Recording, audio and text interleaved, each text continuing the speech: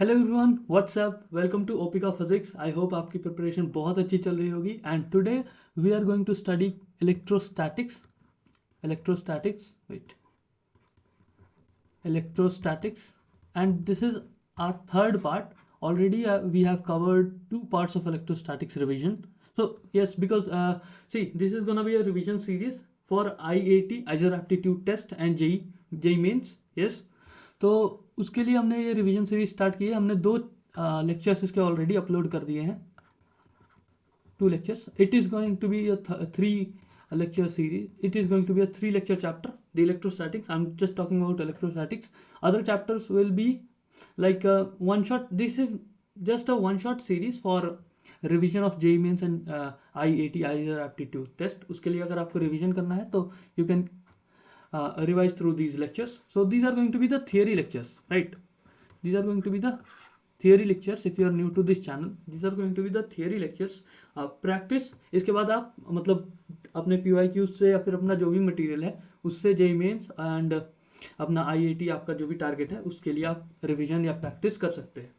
So let's get started with electrostatics, है ना. अगर आपने बाकी के दो पार्ट्स नहीं देखे हैं and you need to revise the whole electrostatics, तो आप बाकी दो पार्ट्स भी देख सकते हैं. They are on this channel, already uploaded on this channel. This is the third part. So speaking about myself, my name is Ankit Kumar. I am from Indian Institute of Science Education and Research, Pune. My IAT rank was 544. My NEST rank, NEST is an exam through which you get to take admission in NISER College, NISER, which is in Bhubaneswar. So what is NISER? NISER is National Institute of Science Education and Research. ISER is Indian Institute of Science Education and Research, right? So there are 7 ISERs. I belong to the Pune ISER Pune. It is like you can say the number 1 ISER in the whole country. And ISERs are one of the best institute. I'm telling you, ISERs are one of the best institutes in the whole country to follow research, to do research if you are interested in that, right? Like if you talk about IITs are one of the best institutes in the country to do BTech, to do engineering, right?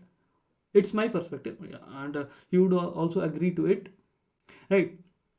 Okay, these are the best institutes to do engineering. Similarly, if you want to pursue research as your career, ISERs are one of the best institutes in the whole country to do that, right? Apart from ISERs, through IAT, ISER aptitude test, it's a test for, I mean, it is an exam for getting into ISERs. Not only ISERs, you can get into IISc, Indian Institute of Science, which is in Bangalore, and apart from that, you can get into IIT Madras, IIT Madras for one program, that is, I guess BS or BS in medical engineering. I guess it's I guess BTech in medical engineering or something like that. BS or BS in medical engineering. It's something like that. I'm not too sure about that, right? So you can get into these premier colleges of the country. Okay. If you want more information about what is IAT, if you are if you don't know about this, and want to know what is IAT, what can I do after clearing IAT, what type of colleges can I get, so you can comment down below. I'll make a video if you want, right? So yes, apart from that, there are 7 ISERs, right? 7 ISERs. ISER Pune is the best, you know. Okay, ISER Pune is the best, and that's the fact. ठीक है. So let's start with electrostatics. These jokes तो चलते रहेंगे ये लोग, है ना. चलो, तो चलते हैं इलेक्ट्रोस्टैटिक्स पार्ट 3. ये पार्ट 1 पार्ट 2 के नोट्स हैं. पार्ट 3 हम लोग करेंगे, ये फाइनल पार्ट होगा इलेक्ट्रोस्टैटिक्स का. सो पार्ट 1 और पार्ट 2 में हमने basically electric fields and forces और इलेक्ट्रोस्टैटिक पोटेंशियल पढ़ा था. आज के पार्ट में हम लोग इसको ख़त्म करेंगे, पूरे इलेक्ट्रोस्टैटिक्स चैप्टर को, और हम लोग पढ़ेंगे हम लोग पढ़ेंगे इलेक्ट्रिक डाइपोल्स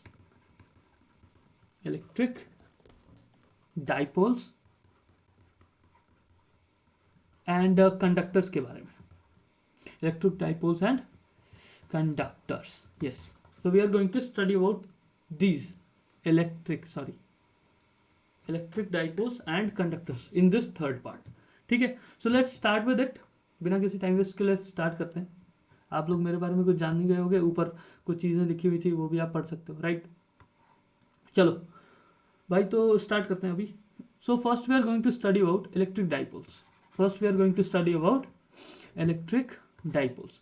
सो पहला चीज़ देखो, कोई भी सुनो, मैं पहले ही लेक्चर से बोलता आ रहा हूँ कि कुछ भी सुनो तो फर्स्ट अगर आपको पता नहीं है, फिर something which is you are hearing for the first time, like मान लो आप 11th क्लास में आए नए नए, आपने नया नया वर्ड काइनेमेटिक्स सुना होगा. जस्ट एन एग्जाम्पल, आपने नया नया वर्ड काइनेमेटिक्स सुना होगा कि आज हम लोग काइनेमेटिक्स पढ़ेंगे. But I tell me how many of you, मतलब कितने लोगों ने आप में से, आपकी जो क्लास होगी, जो भी आपके क्लास में थे आपके बच्चे, वो आप जानते होगे, वो कितने लोगों ने आप वहाँ से पूछा था कि सर काइनेमेटिक्स क्या होता है. I am it's okay, I am going to study kinematics, right. ये एग्जांपल ऐसा कुछ मैंने मैंगो के लेके फर्स्ट लेक्चर में भी दिया है. But if you are not new, आप ये सुनो, मतलब ईजी है और आपके लिए हेल्पफुल रहेगा ये.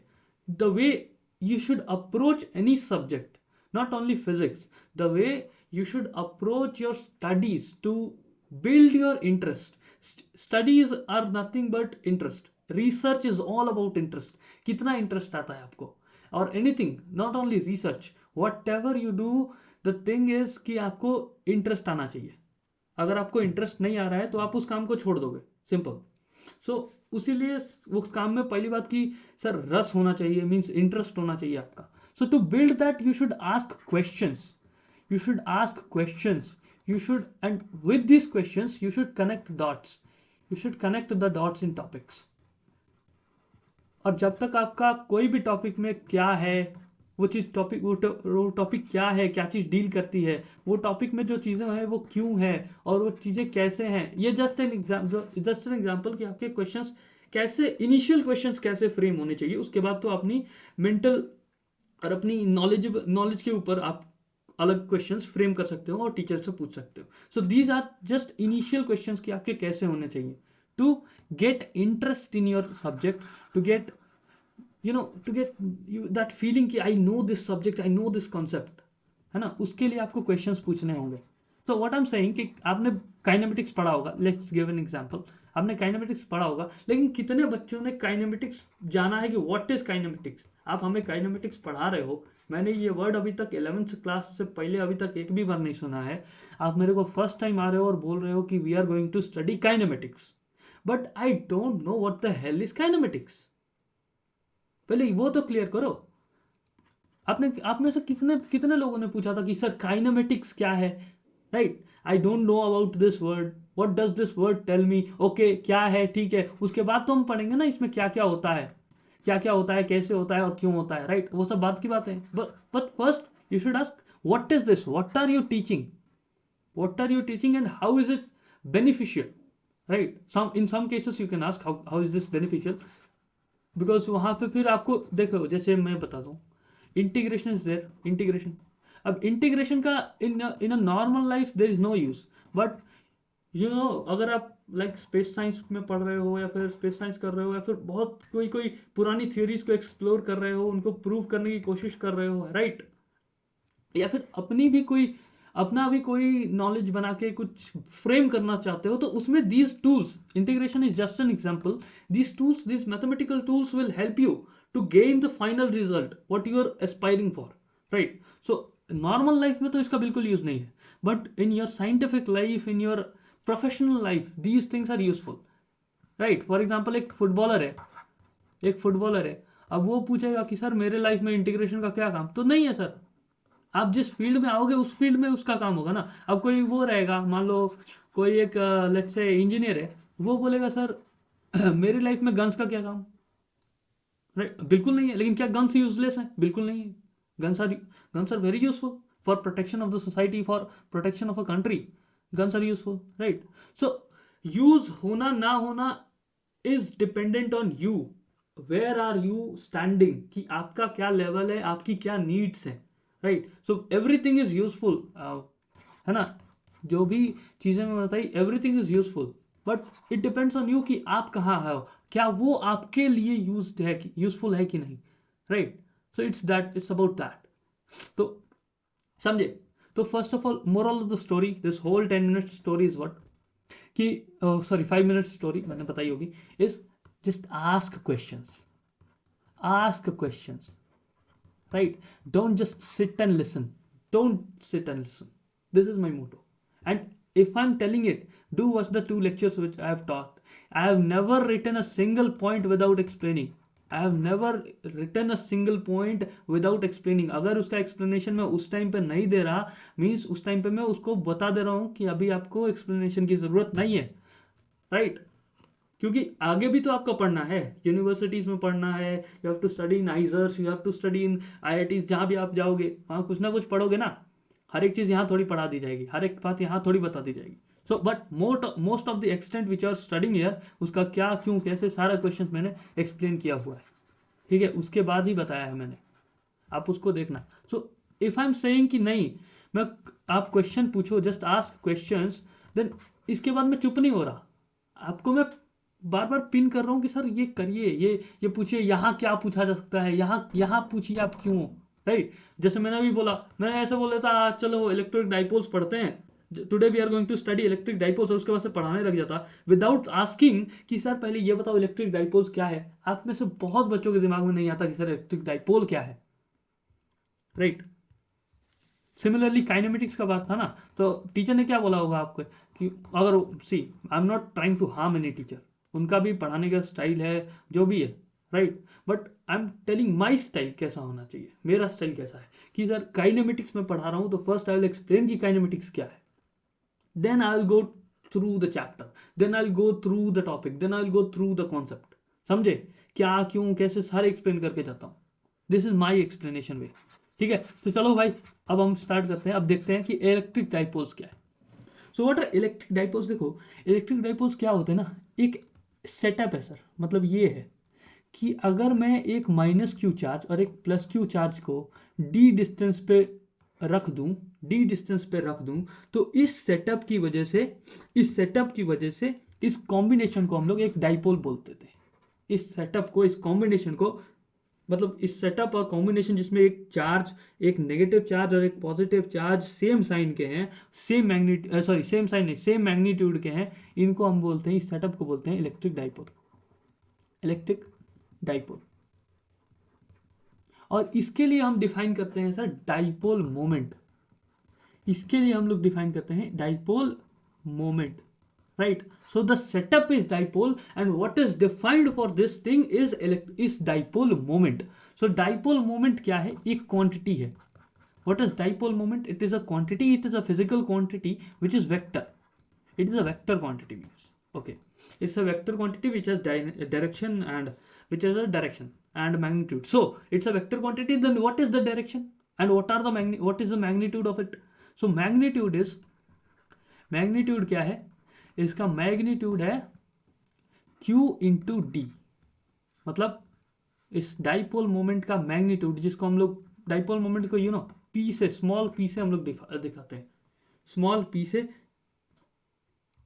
दिखाते हैं आई एम सॉरी, पी से दिखाते हैं, शायद कैपिटल पी से दिखाते हैं, बट ऐसा कर दूं मैं, इसका कोई मैटर नहीं होता। Like if I am saying let dipole moment be small q, मेरा क्या कर लोगे? मैंने पूरा ऊपर ही स्टेट कर दिया, मैं पूरे डाइपोल मोमेंट को बस क्यों ही मान के चलूंगा, मैंने ऊपर स्टेट कर दिया है। So it's not a hard and fast rule कि सर आपको ऐसा ही लेना है कि पी ही होगा, एच ही होगा, नहीं, but it's a general thing कि आप क्या रखते हो, because some generalization is also important, ठीक है? मतलब आप यहाँ जर्मनी में बोल रहे हो कि सर मैं, आप यहाँ लेट्स से जर्मनी में बोल रहे हो कि सर मैं ये डिनोट करूँगा, मैं डाइपोल मोमेंट को पी से डिनोट करूंगा, and the same thing you are saying in Belgium, कि आप बेल्जियम में बोल रहे हो कि sir I will denote it by Q. So mismatch हो सकता है ना, if a scientist from Belgium और समथिंग और a physicist from Belgium is going to visit Germany and show his work to the German people, what will he say? See, dipole moment Q, they will get confused, so we need a standard thing. There is some need of a standard notation. So for that we have given dipole moment the notation P, simple. So इस P vector का magnitude क्या होता है? P vector का magnitude क्या होता है? वो होता है Q इंटू डी। अब ये Q क्या है? इसमें से इस दोनों में क्या क्या बोला मैंने? इक्वल चार्जेस होने चाहिए और ऑपोजिट नेचर के होने चाहिए, दिस इज और किसी डी डिस्टेंस पे रखे होने चाहिए, right? This is what is defined. So ये ही है एक चार्ज का मैग्नीट्यूड हमने क्यू ले लिया और इंटू डी, इस चीज को हम लोग इसका मैग्नीट्यूड बोलते हैं। इस फिजिकल क्वांटिटी जो हमने डिफाइन करी है उसका मैग्नीट्यूड हमने क्यू इंटू डी बोला। मतलब ऐसा है कि हमने क्यू इंटू डी वाले मैग्नीट्यूड को डाइपोल मोमेंट का एक ऐसी फिजिकल क्वांटिटी डिफाइन करी जिसका मैग्नीट्यूड क्यू इंटू डी हो, हमने डिफाइन करी है ना, तो we are keeping the magnitude. ऐसा कोई ये हवा में नहीं आया, we have defined it so we are keeping it. Magnitude बोलते हैं हम लोग इसका क्यू इंटू डी। ठीक है, what is the direction, what is the direction. अब देखो डाइपोल मोमेंट आपने केमिस्ट्री में भी पढ़ा होगा। So you know dipole moment आप ऐसे बोलते होंगे अगर HCl बॉन्ड है तो dipole moment will be towards Cl, means toward the delta negative side. This is the delta negative, this is delta positive, right? So it will be towards delta negative. But in physics, it's considered कि it will be from minus charge, from negative charge towards positive charge. It will be from negative charge to positive charge, pointing towards, from negative charge pointing towards positive charge. If you are denoting dipole moment with the arrow, we'll denote it as, its direction will be denoted as, if this is minus q, this is plus q, the dipole moment in physics will be denoted as this. This will be the dipole moment direction. Simple. Understood? ये क्या है, ये कैसा है, it's a convention, हमने मान लिया इसको फिजिक्स में ऐसा। लाइक फॉर एग्जांपल आप करंट की डायरेक्शन को भी तो एक कन्वेंशन मान दिया चलते हो ना, तो सिमिलर थिंग ये है। चलो, इतना क्लियर हुआ व्हाट इज डाइपोल मोमेंट, क्या चीज है, कैसे है, राइट? इसमें मैंने कोई इलॉजिकल बात नहीं करी, कोई भी बात नहीं करी है जो आपको एक्सप्लेन ना किया हो, राइट? चलिए सर, इतना क्लियर हो गया, बढ़िया होगा। नाउ अब हम कुछ इसके बारे में पढ़ते हैं। पहले हमने आपको बता दिया कि व्हाट इज डाइपोल मोमेंट, क्या होता है क्या नहीं होता है, आई हैव एक्सप्लेन्ड इट। अब हम लोग इसके बारे में और कुछ जानते हैं। जैसे अब हमने पहले 2 लेक्चर्स में इलेक्ट्रिक फील्ड और पोटेंशियल के बारे में पढ़ा था। सो इसके लिए हम लोग क्या डिफाइन करेंगे, लेट्स से इसके लिए हम लोग डिफाइन कर रहे हैं इलेक्ट्रिक फील्ड एंड पोटेंशियल। चलिए, सो हम लोग पहले पोटेंशियल डिफाइन कर रहे हैं। So potential for an electric dipole, for an electric dipole. अब ये पढ़ते हैं, देखते हैं। See are you able to see that flow, are you able to see that flow, कि मैंने इलेक्ट्रिक डाइपोल बोला क्या है, उसके बारे में कुछ चीजें बताई, फिर उसके अंदर डीप डाइव करे, उन चीजों के बारे में और चीज और बताया, एक्सप्लेन किया, उसके बाद हम डीप डाइव कर रहे हैं। So I am maintaining a flow, और यही मेरा स्टाइल है पढ़ाने का कि ऐसा होता है, समझाने का आप बोल सकते हो, राइट? अगर आपको भी कोई क्वेश्चन है आप कमेंट्स में पूछ देना। हाँ, इसके नोट्स जो मैं ये लिख रहा हूँ, नोट्स जो है वो आपको डिस्क्रिप्शन में मिल जाएंगे, नोट्स इसके डिस्क्रिप्शन में आपको मिल जाएंगे। नो वरी अबाउट दैट, ठीक है? उसके बारे में कोई वरी आपको नहीं करना है। चलिए, एक इलेक्ट्रिक डाइपोल हमने बोला सर, पहले हम लोग ऐसा बना लेते हैं, इलेक्ट्रिक डाइपोल ऐसा बना लेते हैं, ये माइनस क्यू है, ये प्लस क्यू है, ठीक है? सो ऐसा कुछ होगा डाइपोल मोमेंट अपना इधर की तरफ, राइट? लेट्स से ये डी डिस्टेंस है, ये पूरा डी डिस्टेंस है, राइट? ये डी डिस्टेंस है। चलिए, अब हम यहाँ पे 2 पोजीशंस डिफाइन करते हैं, 2 पोजीशंस देख सकते हैं। क्या एक पोजीशन, क्या एक पोजीशन किसी पॉइंट का जो इस लाइन के अलोंग हो, इस लाइन के अलोंग हो, मतलब बहुत सारे पॉइंट्स होंगे जो इस लाइन के अलोंग होंगे, और बहुत सारे पॉइंट्स होंगे जो इस लाइन के जस्ट परपेंडिकुलर होंगे। ये मिडल है, ये परपेंडिकुलर बाइसेक्टर है, ये परपेंडिकुलर बाइसेक्टर है। सो बहुत सारे पॉइंट्स ऐसे होंगे जो इस परपेंडिकुलर बाइसेक्टर पे लाई कर रहे होंगे, और बहुत सारे पॉइंट्स होंगे जो इसके अलोंग वाली लाइन पे लाई कर रहे होंगे। So why not let's study them separately. क्या कोई चेंज आता है, क्या कुछ दिक्कत होती है, राइट? उसके बारे में पढ़ते हैं। चलिए, तो पहले इसको वाला जो अलोंग होता है ना, अलोंग वाले जो लाइन होते हैं, अलोंग वाले पे जो भी पॉइंट्स होते हैं उनको हम लोग बोलते हैं एक्सियल पॉइंट्स। नामकरण कर दिया, बस उसका हमने नाम रख दिया एक्सियल पॉइंट्स। और जो परपेंडिकुलर बाइसेक्टर वाले पे लाई करते हैं उनको हमने बोल दिया इक्वेटोरियल पॉइंट्स, इक्वेटोरियल पॉइंट्स। समझे क्या? कोई फालतू बात करिए, कोई आउट ऑफ द बॉक्स बात करिए, नहीं बात करी ना। चलो, जस्ट नामकरण है, okay? So let's study them separately. Let's study potential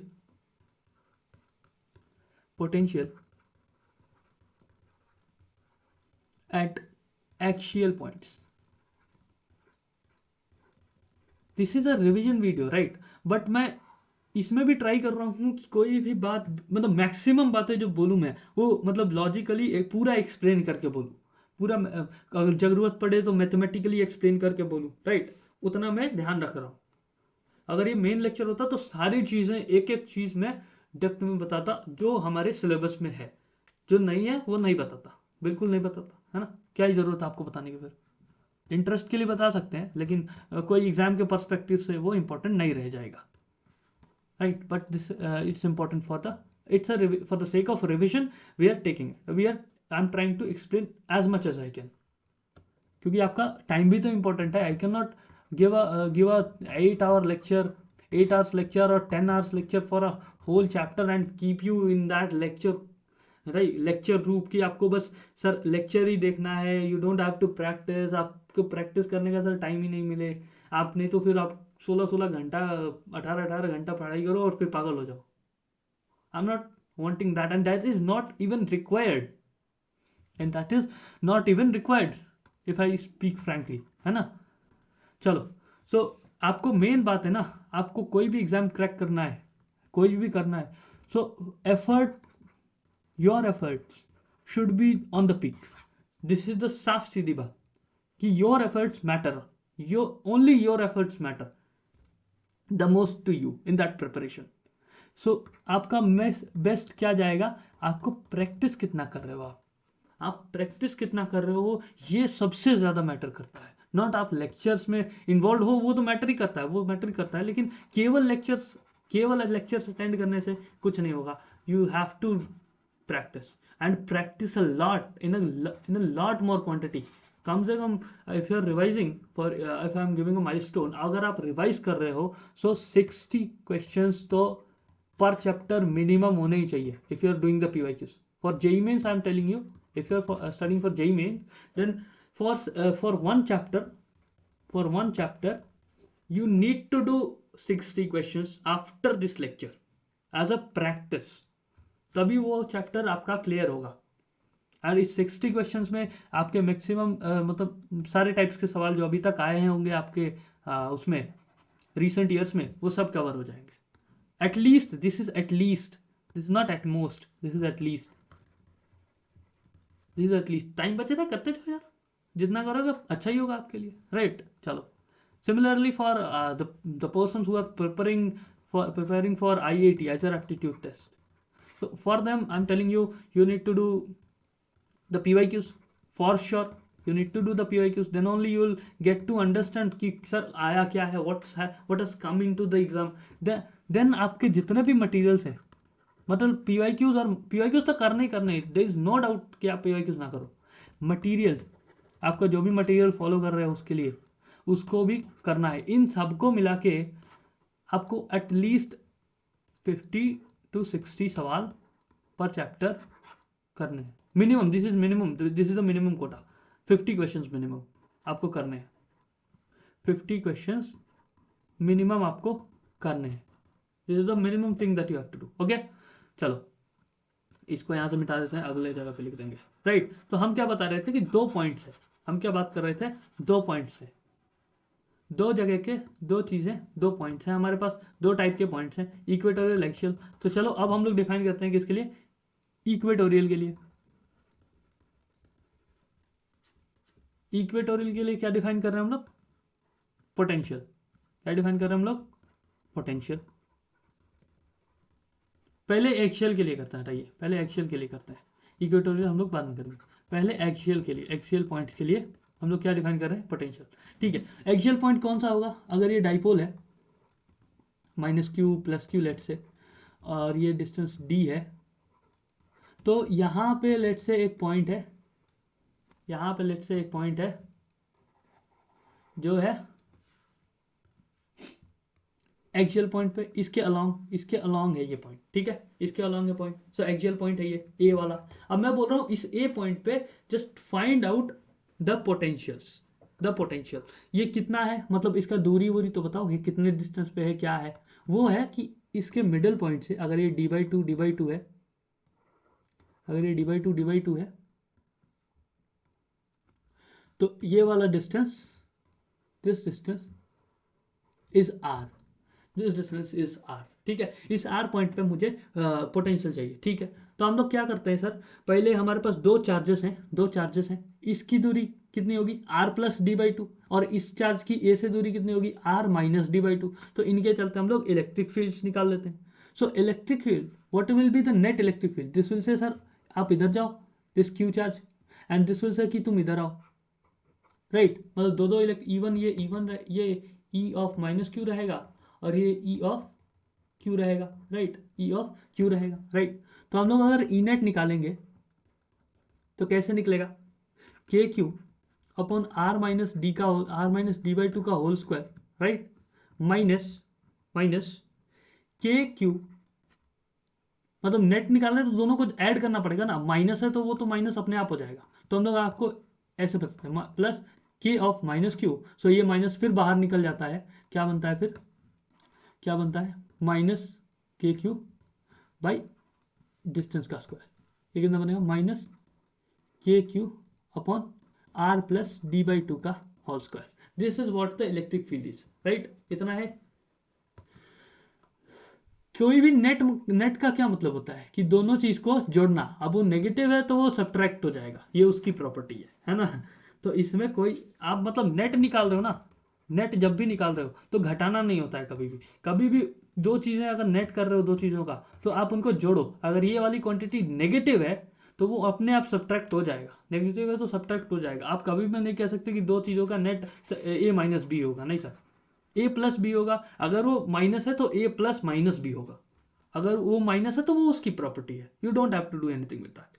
तो दीज आर, मतलब ये क्या है, इसका कोई मतलब है नहीं, बस ये छोटा सा कॉन्सेप्ट है, छोटा सा फन फैक्ट है, छोटा, जब आप पढ़ते हो ना तो माइन्यूट सी चीज़ है जो आप ध्यान रखना चाहिए, है ना। जब आप माइन्यूट डिटेल्स पे ध्यान रखते हो ना तो और मजा आता है पढ़ने में, यही है, मतलब this is interest, this is what interest I am talking about, है ना। चलो, सो इसको अब आगे करते हैं, इसको हम आगे करते हैं, कैसे होगा कि ऐसा कुछ है, राइट। तो अगर हम लोग फिर क्या करें, ई नेट मिल गया, अब हमें पता है कि सर पोटेंशियल हम लोग निकाल रहे थे, तो हम लोग क्या करेंगे, हमें पता है delta V is equal to integration of minus E dot d r, इतना पता है ना, इतना पता है।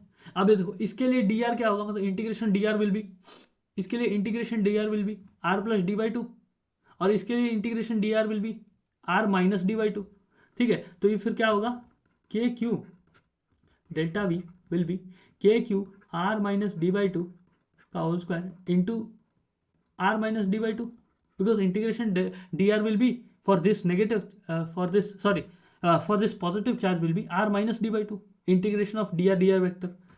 Similarly for this will be kq upon r plus d by 2 का whole square into d by 2 plus r का plus r, राइट। सिंपल, इतना समझ में आ रहा है। ये क्या करेगा, एक स्क्वायर को काट गया, तो हम लोग काट देते हैं सबको, ये वाला एक स्क्वायर कट गया, इससे ये स्क्वायर कट गया, ये पॉजिटिव है, ये plus of minus Q something minus K Q plus upon are plus D by two है, ठीक है। चलिए अब हम लोग क्या करते हैं, सॉल्व करते हैं इसको, और क्या करेंगे, सॉल्व करते हैं, क्या होगा r plus D by two into r minus D by two, ठीक है। ये क्या होगा, के क्यू बाहर निकाल लेते हैं, के क्यू बाहर निकाल लेते हैं, ये कितना बनेगा r plus D by two minus r plus D by two, is it इतना सही। चलो ये आर से ये आर गया, चलो फिर बचा क्या, कैसे बचा, k Q into D upon are plus D by two into r minus D by two. अब आया खेल, अब आया खेल कि ऐसा है कि ये वाला पॉइंट है ना, ये वाला डिस्टेंस ब्लू ले लेता हूँ, ये वाला जो डिस्टेंस है d is very very very very less than r, मतलब बहुत इन दोनों का अंतर बहुत ज़्यादा है। जैसे आर जो हम बोल रहे हैं ना वो दूर है as compare to this distance between the two charges, मतलब इसके कंपैरिजन में आर बहुत बड़ा है। तो क्या होगा, अगर हम बोले if a plus b is something and b is very very less than r, so what will a plus b b, it will nothing but b a, it will be nothing but a, it will be equivalent to a, right, यही होगा ना। ए plus B तो वही है। It's just that कि अगर are plus, फिर are और डी में आर प्लस डी लिखा हुआ है तो हम उसको क्या लिख सकते हैं, आर लिख सकते हैं। तो हम लोग इसको कैसे लिखेंगे कि चूंकि a plus b equal to b if b is very greater than a, right. तो क्या होगा, ये हो जाएगा डेल्टा v विल बी के Q D.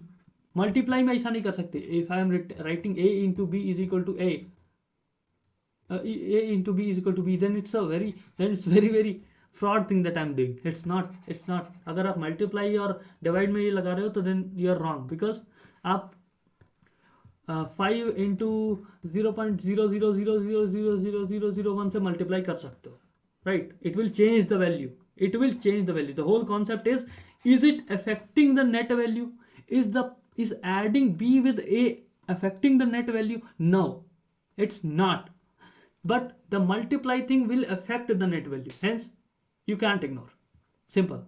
So k q into d upon r plus d by 2 को हम लोग r लिख देंगे। if r is greater than d, then r will be a lot greater than d by 2, right, इतना है।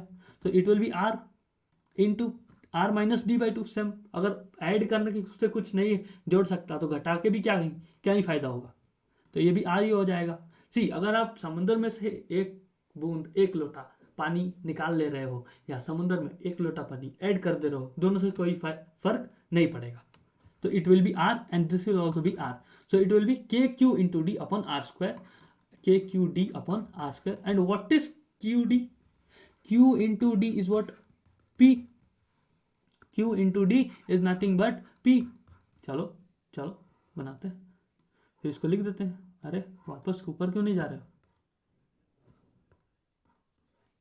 yes, so what will q into d is nothing but p का magnitude, so लिख देते हैं। फिर ये कितना हो जाएगा, k p by are square,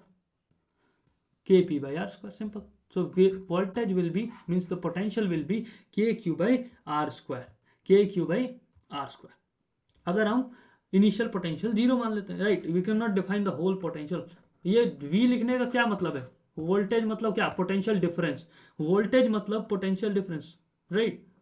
तो इसलिए v लिखा है। वोल्टेज मतलब पोटेंशियल डिफरेंस ही होता है। You can not calculate potential at one point, at any point you can not calculate the potential, you can always calculate the potential difference, है ना, for by taking some other point as a reference. ये तो basic definition है potential का। देखा, ये चीजें पता होनी चाहिए और ये छोटी छोटी चीजें क्लियर होनी चाहिए, इसी का मतलब होता है concept. That's why I am explaining you the simplest things that I know, the simplest thing that the things which are even the simplest, है ना, जो मैं जानता हूँ बहुत सिंपल है, वो उनको भी एक्सप्लेन कर रहा हूँ along with the toughest things which are given in the topics, है ना।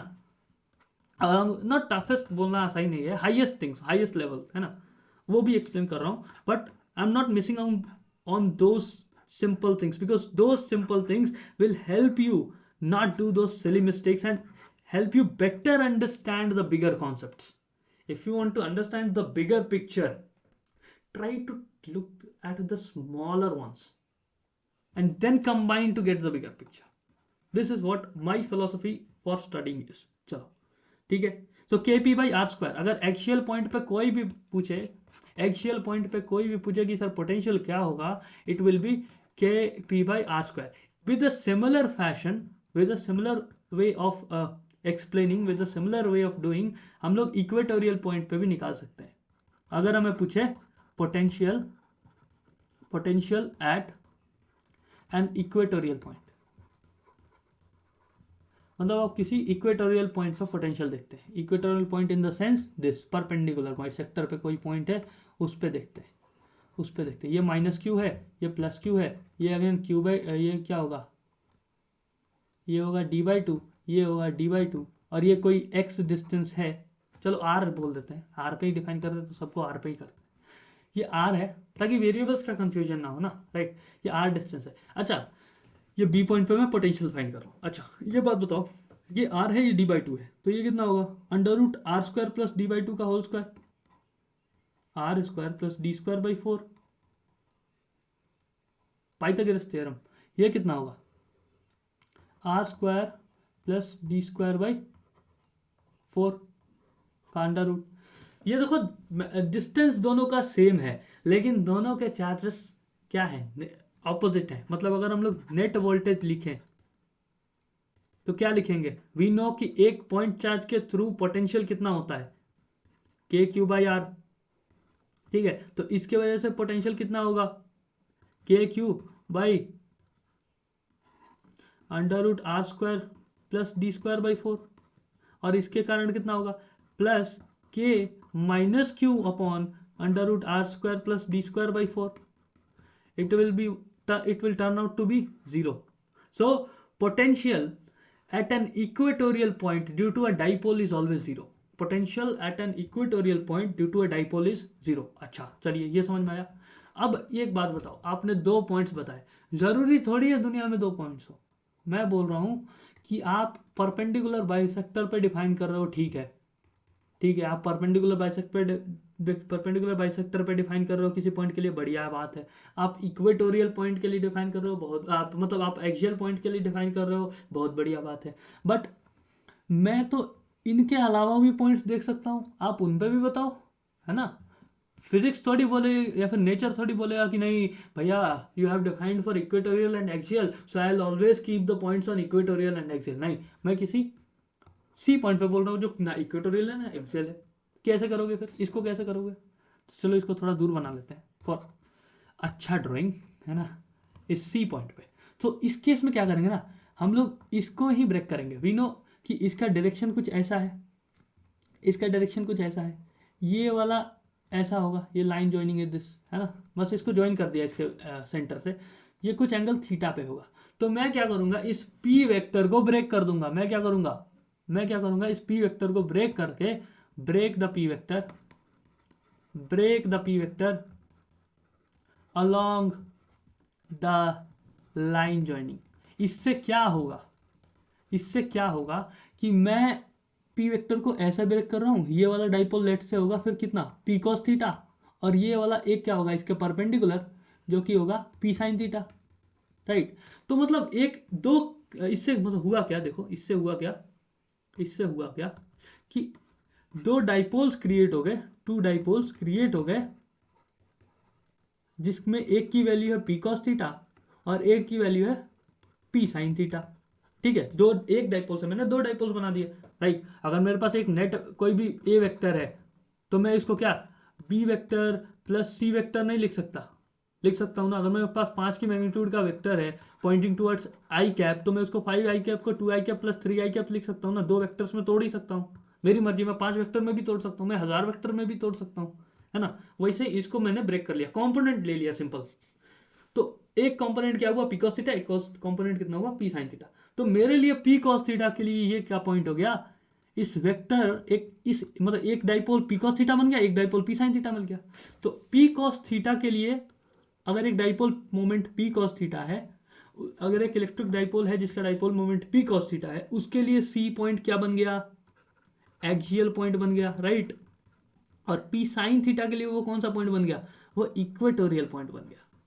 मतलब what I have studied I can apply on that point. मतलब किसी भी जनरल पॉइंट के लिए I can calculate electric dipole the voltage of an the voltage by an electric dipole within seconds by just breaking it, by just doing some of the manipulations, है ना। मुझे पता है कि मुझे equatorial point पे defined है, मेरे लिए एक्सियल पॉइंट पे डिफाइंड है। सो with the help of that and breaking the vector I can calculate the potential at any of the points in the space, any of the points in space, ठीक है। so potential at any general point C, कोई भी general point C पे मुझे अगर potential चाहिए तो मैं ऐसे दिखाऊंगा। अगर मुझे कोई भी पॉइंट पे पोटेंशियल चाहिए किसी भी जनरल पॉइंट पे तो मैं ऐसे दिखाऊंगा, ठीक है। Break the P along the line and after that you get a dipole moment P cos theta जिसके लिए वो एक्सियल पॉइंट हो जाएगा, और एक पी साइन थीटा जिसके लिए वो इक्वेटोरियल पॉइंट हो जाएगा। और फिर आप क्या करोगे, दोनों के लिए वोल्टेज, दोनों के कारण जो वोल्टेज आया उसके निकालो और ऐड कर दो। मतलब क्या फाइनल स्टेप क्या है, then find the v due to both and add them up. Add क्यों किया, क्योंकि हमने ब्रेक ही उससे किया था, तो हमें नेट निकालने के लिए दोनों का ऐड ही करना पड़ेगा। और ऐड हुआ क्यों, और ऐड करने में कोई परेशानी भी नहीं होगी, क्योंकि स्केलर है, क्योंकि स्केलर क्वांटिटी है ना वोल्टेज, तो उतना परेशानी नहीं होगी। Find the v value due to both and add them. और हमने उसी से ब्रेक किया है, तो उन दोनों का ऐड करके हम लोग लिख सकते हैं, क्योंकि वही नेट दे देगा सर पे, है ना। चलिए इतना क्लियर, पोटेंशियल क्लियर। चलिए अब हम लोग डिफाइन करेंगे इलेक्ट्रिक फील्ड।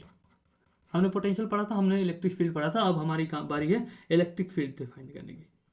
तो हमारा क्या मतलब मोटिव है कि EFI we need to find the EFI vector, electric field intensity, due to a dipole, due to a dipole. इसमें भी हम लोगों के पास दो पॉइंट्स आ जाएंगे, एक एक्सियल एक इक्वेटोरियल, राइट। तो उन दोनों पॉइंट्स पे हम लोग क्या करते हैं, अलग अलग फाइंड कर लेते हैं, अलग अलग दोनों पॉइंट्स को कंसिडर करके निकाल लेते हैं सर। चलिए पहले हम लोग क्या करते हैं, इक्वेटोरियल के कारण निकालते हैं।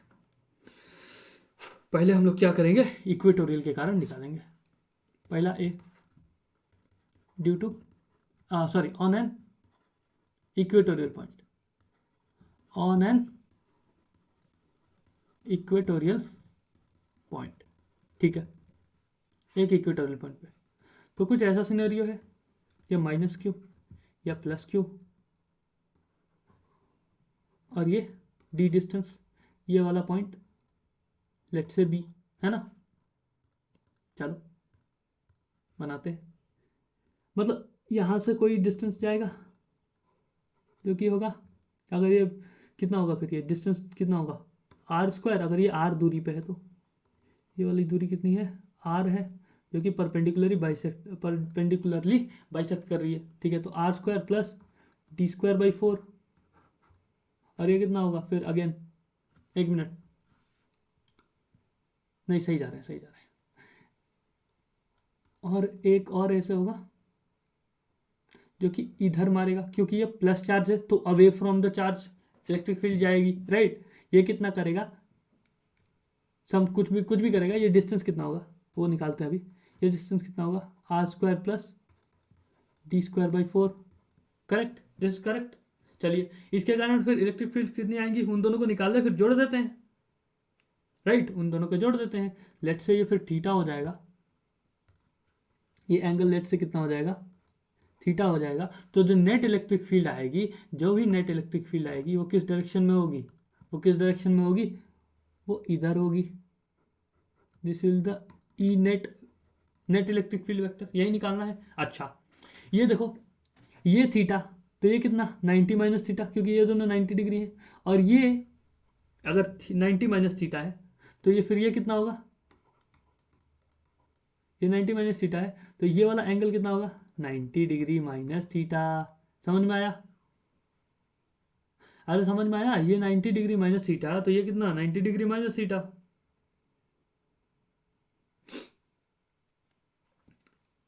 लेकिन बेसिक बात है, यहाँ पे फिर फंस गए तुम लोग। हाँ तो बोल दिया, लेकिन फिर फंस गए, क्यों, क्योंकि मैंने नहीं बोला है ये दोनों परपेंडिकुलर हैं। मैंने कब बोल दिया ये दोनों परपेंडिकुलर हैं, परपेंडिकुलर तो ये है ना भाई, एक मिनट, परपेंडिकुलर तो ये है, यही चीज़ें ध्यान देने के लिए बोल रहा हूँ कि ये परपेंडिकुलर है, लेकिन ये वाला एंगल कितना है, थीटा नहीं है, ये वाला एंगल 90 माइनस थीटा नहीं है, क्योंकि ये दोनों परपेंडिकुलर नहीं है। सिंपल, मैंने कभी नहीं बोला कि ये दोनों परपेंडिकुलर है। चलो इसमें भी आपकी भी कोई गलती नहीं है ना। मैंने भी मतलब आप समझने की कोशिश कर रहे हो, तो आपका ध्यान उधर है, इसमें आपकी भी उतनी गलती नहीं है कि मैं बोलूँ कि आप सो रहे हो, नहीं, ठीक है। ये थीटा, ये भी थीटा। अब देखो फिर क्या होगा एंगल, ये दोनों मतलब अगर वो नहीं है तो क्या होगा, ये r² प्लस d²/4, अरे ये r² plus d²/4, distance same है, मतलब, और ये डिस्टेंस सेम है, और चार्जेस की अमाउंट भी सेम है, मतलब जो इलेक्ट्रिक फील्ड आएगी यहाँ पे, डायरेक्शन छोड़ के उनका मैग्नीट्यूड कितना होगा, सेम होगा, मतलब इक्वल होगा, सेम भी बोलो क्या, इक्वल होगा, राइट। तो अगर दो, फिर ये इन दोनों वेक्टर्स का मैग्नीट्यूड क्या होगा, इक्वल होगा, और दो वेक्टर्स के बीच का मैग्नीट्यूड इक्वल है तो उनका एंगल फिर कितना होगा, इक्वल ही होगा। ये भी कितना हो जाएगा, फिर थीटा हो जाएगा। ये था, यहाँ पे ये 90 नहीं था, यहाँ क्या था, थीटा था, ये एंगल था। ठीक है, तो आपको भी इतना ध्यान होना चाहिए था। ठीक है, ये थीटा, तो ये भी कितना हो जाएगा, फिर थीटा हो जाएगा, क्योंकि एंगल, अरे ये वाला वही है ना, अल्टरनेट इंटीरियर एंगल्स, अगर इसका एंगल अल्फा है तो इसका भी एंगल अल्फा होगा, वही प्रॉपर्टी है। ठीक है, अल्टरनेट इंटीरियर एंगल 8वीं क्लास में भी पढ़ा होगा आपने। ठीक है, ये है। चलो फिर लिखते हैं हम लोग नेट को, नेट को लिख देते हैं। E net will be under root E square plus E square plus 2 E square cos theta, right.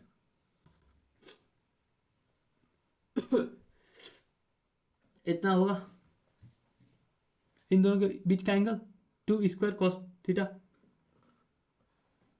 है ना।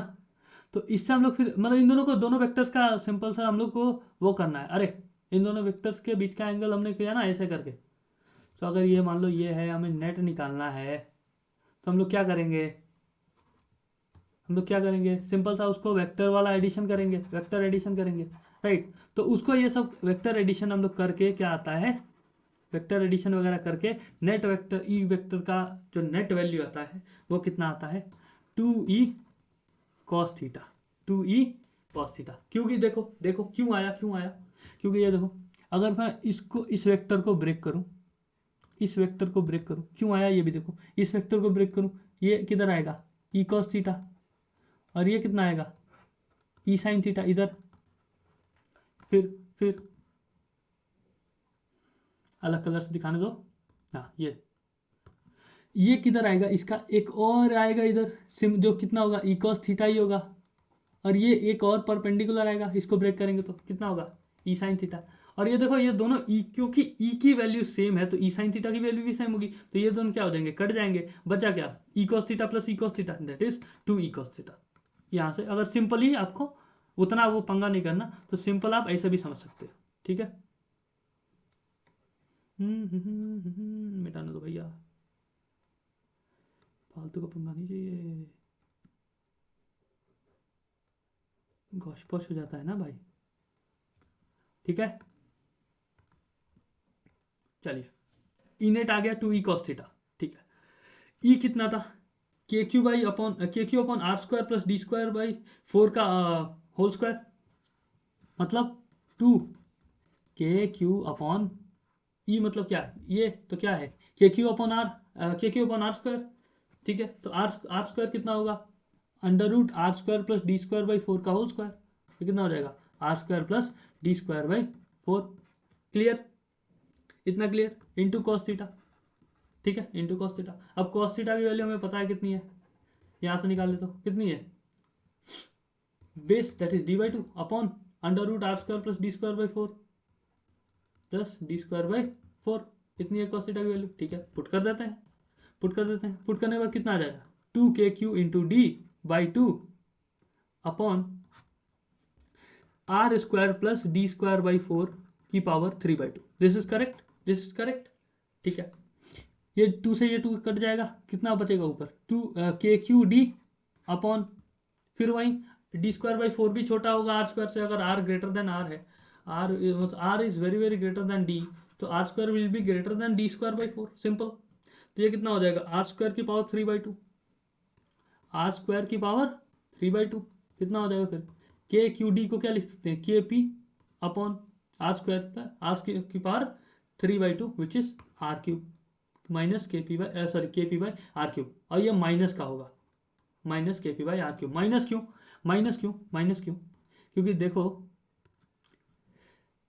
आपने डायरेक्शन पोटेंशियल, सॉरी डाइपोल की क्यों क्या ली है, आपने डाइपोल की डायरेक्शन ली है इधर, आपने डायरेक्शन ली है इधर, इलेक्ट्रिक फील्ड की वैल्यू किधर आई, डायरेक्शन में उसके ऑपोजिट, उसका डायरेक्शन दिखाने के लिए ये माइनस है। दिस इज नॉट मैग्नीट्यूड, या मैग्नीट्यूड में इसका कोई कंट्रीब्यूशन नहीं है, इसका बस इतना कंट्रीब्यूशन है कि ये नेगेटिव दिखा रहा है, कि ये डायरेक्शन इसका दिखाए कि ये ऑपोजिट डायरेक्शन है of the direction of P। जो भी डायरेक्शन है P का, it's opposite to the direction of P। That's the simplest meaning of this minus sign, this negative sign. ठीक है, चलिए सिमिलरली ऐसा ही कुछ करेंगे तो हमारे पास इक्वेटोरियल की जगह अब एक्सियल पॉइंट का क्या आ जाएगा। हमने ऊपर वोल्टेज के लिए एक्सियल से काम कर लिया और इलेक्ट्रिक फील्ड के लिए इक्वेटोरियल से काम कर लिया। वहाँ पे तो हमने आपको बस मतलब दिखा दिया कि हाँ हम लोग उसके लिए एक्सियल से भी जा सकते हैं, मतलब जैसे एक्सियल के लिए किया इक्वेटोरियल कर सकते हैं, और इक्वेटोरियल के लिए जैसे हमने इलेक्ट्रिक फील्ड में निकाला उसके लिए हम लोग एक्सियल के लिए भी सेम प्रोसीजर करके निकाल लेते हैं। तो एक के लिए आपको एक्सियल का एग्जाम्पल दे दिया और एक के लिए आपको इक्वेटोरियल का एग्जाम्पल दे दिया। तो सिमिलरली अगर हम लोग एक्सियल की बात करें, एक्सियल पोजीशन पे इलेक्ट्रिक फील्ड कितनी होगी, वो होती है after all this calculation that we have done above, after all these similar calculations we get E net at axial point to be 2 kp by, wait, 2 kp by r square. Sorry, it's dimensionally incorrect. 2 kp by r cube. 2 kp by r cube. And what does this positive sign tells you? Positive sign tells you कि E net on an equatorial point, on an axial point, is in the direction of dipole moment. Is in the direction of dipole moment. ठीक है, इतना आया, ऐसा आया। तो इसको E net लिखने के बजाय मैं ऐसे कर सकता हूँ, E at axial point, E at axial point. ठीक है, तो अगर मैं बोलूँ फिर किसी जनरल पॉइंट पे निकालो, E F I at any general point, किसी जनरल पॉइंट पे हम लोग निकाल रहे हैं, कैसा होगा? जैसा हमने ऊपर किया था, क्या करेंगे? वही काम करना है, इसको वही काम करना है, क्या कि ब्रेक कर देना है, break P vector in 2 points, in 2 p's, 2 vector, 2 dipole moments, two different dipole moments। एक क्या होगा, एक p sin थीटा और एक p cos थीटा। कैसे ब्रेक करना है? जैसे हमने ऊपर दिखाया था कि अगर ये पॉइंट है, दिस इज p वेक्टर, ये प्लस q, ये माइनस q, और ये हमारे पास d पॉइंट, लेट से कोई d पॉइंट है, तो इसका ज्वाइनिंग पॉइंट किधर होगा? इसको ज्वाइन कर दीजिए, गुरु कुछ ज़्यादा हो गया, ये बीच का पॉइंट मान लो, ये इसको ज्वाइन करता हुआ एक्सटेंड कर देगा, ये कितना हो जाएगा? थीटा लेट से, तो ये कितना हो जाएगा? इधर की तरफ हो जाएगा ये पी कॉस थीटा, और इधर के लिए हो जाएगा P sine theta. So E net की वैल्यू कितनी आ जाएगी? E due to axial plus electric field due to equatorial. Equatorial point किसके लिए हो जाएगा? पी साइन थीटा के लिए हो जाएगा। एक्सियल पॉइंट किसके लिए हो जाएगा? ई कॉस थीटा के लिए हो जाएगा। सो हम लोग net value of electric field इन दोनों को ऐड करके, डायरेक्शन के साथ ऐड करके निकाल सकते हैं। सिंपल, समझ में आया? इतना क्लियर? चलो चलिए अब हम पोटेंशियल एनर्जी के बारे में बात करते हैं, डाइपोल की। ठीक है, तो हम लोग क्या बात करेंगे? Potential energy due to a dipole. ऐसा है कि ये डाइपोल है, इसके द्वारा क्रिएटेड पोटेंशियल एनर्जी कितनी होगी। ठीक है, इसमें कितनी पोटेंशियल एनर्जी होगी, सिंपल सी बात है। आइए सर, तो इसको देखो मैं प्रूव नहीं कर रहा, इसको मैं डायरेक्ट रिजल्ट लिख दे रहा हूँ, मेन लेक्चर्स में कर देता हूँ, बट यहाँ नहीं कर रहा क्योंकि ऊपर में सारे प्रूफ्स मैंने करा दिए हैं, राइट। लेकिन इतना टाइम नहीं है कि हर एक चीज़ का मैं प्रूफ यहाँ पे कराऊँ, because this is a revision lecture, है ना। आप भी समझ रहे हो कि this is a revision lecture. मेरे पास आपको फिर 6-6 घंटे बैठाने का कोई मतलब नहीं है, और मैं एक चैप्टर को उतना भी टाइम नहीं दे रहा क्योंकि आपके पास अभी टाइम नहीं होगा अगर आप रिवाइज कर रहे हो अभी, तो राइट। अगर आप इसको रिवीजन के लिए देख रहे हो तो आपको हर एक चीज़ प्रूफ करने की ज़रूरत नहीं होगी, है ना। तो ऊपर मैंने प्रूफ कर दिया जितना उतना, ठीक है। इसका मैं प्रूफ नहीं कर रहा, डायरेक्ट मैं रिजल्ट लिख दे रहा हूँ। तो पोटेंशियल एनर्जी जानते हो कितना होता है? यू, मतलब अगर मैं बात करूँ पोटेंशियल एनर्जी को यू से डिनोट करते हैं, वो होता है minus of P vector dot E vector के कारण। मतलब अगर ये सेंस क्या हुआ इस बात का कि अगर मैंने एक डाइपोल को एक इलेक्ट्रिक डाइपोल को किसी एक्सटर्नल इलेक्ट्रिक फील्ड में रख दिया है, किसी एक्सटर्नल इलेक्ट्रिक फील्ड में रख दिया है, तो उसमें इसकी इंटरेक्शन जो होगी इलेक्ट्रिक फील्ड से, उसके द्वारा जो पोटेंशियल एनर्जी आएगी वो कितनी आएगी, वो कितनी आएगी, अगर ये माइनस क्यू या प्लस क्यू है तो वो कितनी आएगी, वो minus of P vector dot E vector के बराबर आएगी। सिंपल, इतना ही कॉन्सेप्ट है। अच्छा, अब देखो, अब हमने देखो इलेक्ट्रिक फील्ड को हमने रखा है किसी एक्सटर्नल इलेक्ट्रिक डाइपोल को हमने किसी एक्सटर्नल इलेक्ट्रिक फील्ड में रखा है। तो देखो भाई, यहाँ पे कुछ ना कुछ तो होगा। क्या होगा, ये प्लस क्यू चार्ज है तो ये बोलेगा कि ये वाला इधर रहेगा कि ये फोर्स लगाएगा इस प्लस क्यू चार्ज पे कि तू इधर चल, that is E into Q का फोर्स लगेगा, ई इंटू क्यू का फोर्स लगेगा इस पे, और सिमिलर फोर्स इस पे भी लगेगा ई इंटू क्यू का ही, लेकिन वो इस डायरेक्शन में लगेगा क्योंकि ये नेगेटिव चार्ज है।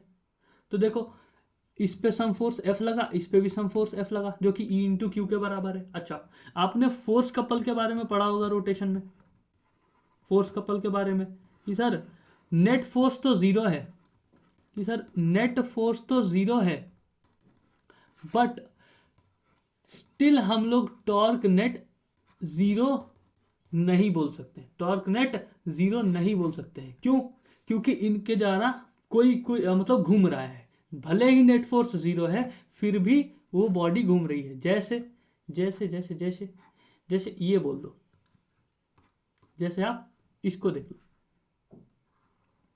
ये रॉड है, मैं यहां पे लगा रहा हूं एफ, मान लो 5 न्यूटन का, सिमिलर फोर्स में उल्टी दिशा में लगा रहा हूं इधर एफ, सेम डिस्टेंस है, ये दोनों डिस्टेंस आइडेंटिकल है, ये दोनों डिस्टेंस आइडेंटिकल है, सिंपल। तो ये भी कितना है 5 न्यूटन का, लेकिन इस पे नेट फोर्स तो जीरो हो गया, यहाँ से हिंज है, यहाँ से ये इसको ठोक दिया मैंने कील लगा के, ठीक है।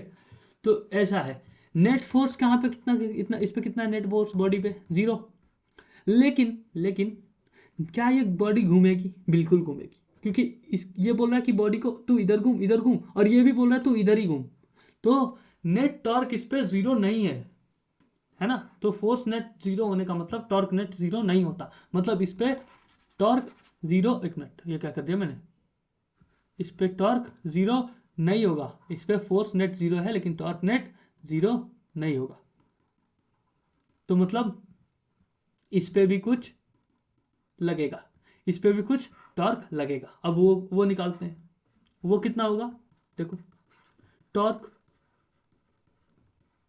ऑन अ डाइपोल कैसे होगा, वो टॉर्क निकालेंगे तो कितना निकलेगा, आर क्रॉस एफ से निकालते हैं हम लोग टॉर्क नेट की वैल्यू, सारे आर क्रॉस एफ को हम लोग जोड़ देते हैं, फिर हमारे पास नेट टॉर्क आ जाता है, इंडिविजुअल टॉर्क्स को जोड़ देते हैं अलॉन्ग विद द डायरेक्शन। तो ये सब करने के बाद हमारे पास जो वैल्यू आती है टॉर्क की, वो आती है पी क्रॉस ई, कितना आती है, पी क्रॉस ई, टॉर्क नेट इसका डायरेक्शन के साथ हम लोग बोलें तो वैल्यू कितनी आती है, P vector cross E vector, इसके बराबर आती है।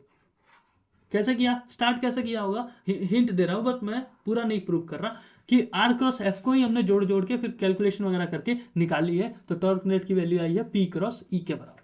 समझ गए, क्लियर, आपको करना होगा आप कर लेना घर पे, इंकरेज करूंगा करने के लिए, है ना, खुद से भी करने के लिए एनकरेज आपको करूंगा, ठीक है।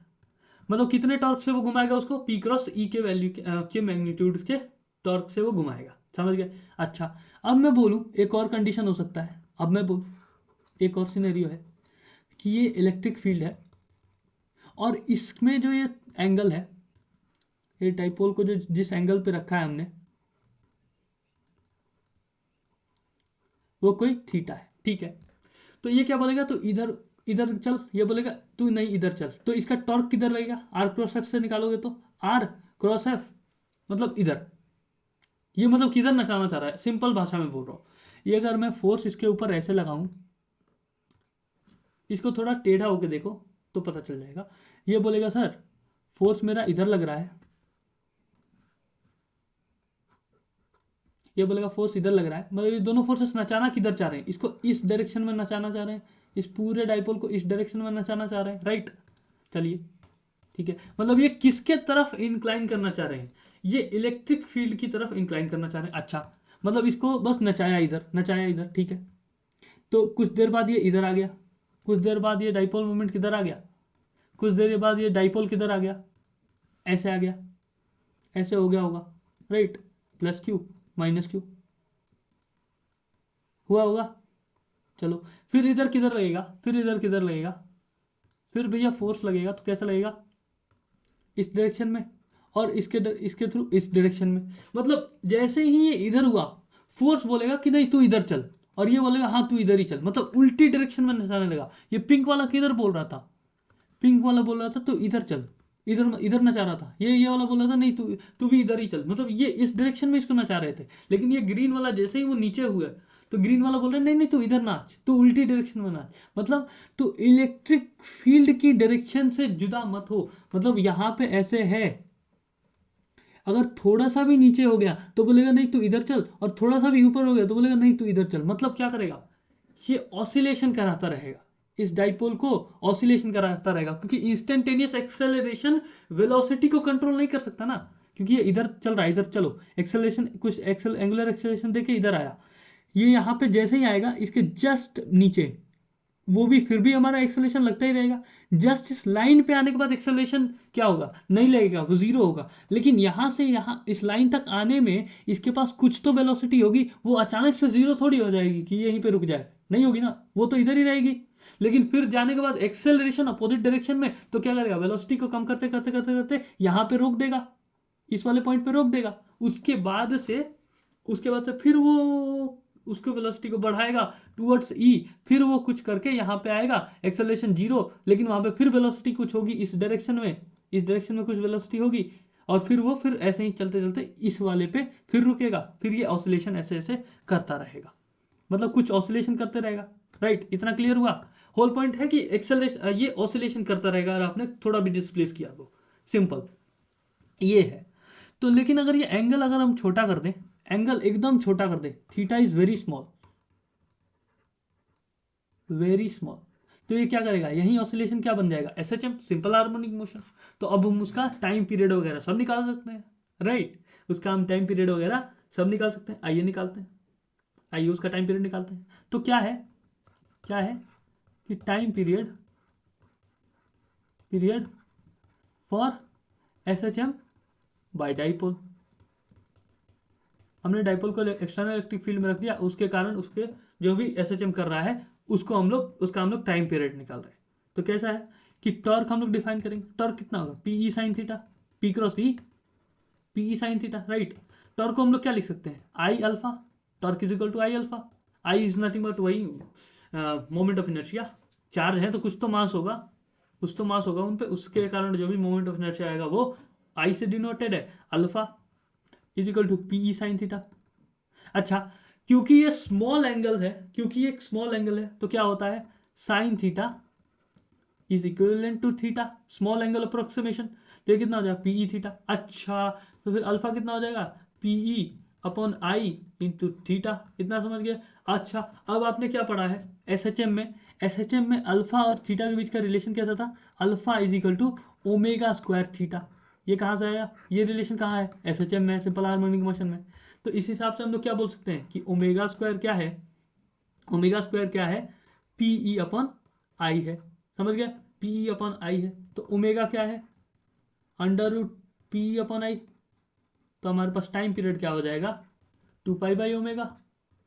इस हिसाब से हमारे पास जो भी टाइम पीरियड आएगा वो कितना आएगा, वो कितना आएगा, 2 pi time period is equal to, अच्छे से लिख दो यार, time period is equal to 2 pi under root कितना था, I upon PE, I upon PE, ये है पूरा 2 pi under root I upon PE, ये है पूरा टाइम पीरियड की वैल्यू। ठीक है, क्लियर हो गया। ये इतना टाइम पीरियड के साथ एसएचएम करेगा अगर हम लोग स्मॉल थीटा देख रहे हैं तो। ठीक है, चलो अब आता है, मान लो ऐसा है, जरूरी थोड़ी है दो चार्जेस ही हो, मैं ऐसे क्यू दे दिया, यहाँ पे एक प्लस क्यू दे दिया, यहाँ पे एक +3 क्यू दे दिया लेट से, और यहाँ पे एक -3 क्यू दे दिया, दो डाइपोल्स बन जाएंगे हमारे पास। एक डाइपोल इधर रहेगा इस डायरेक्शन में, एक डाइपोल इस डायरेक्शन में।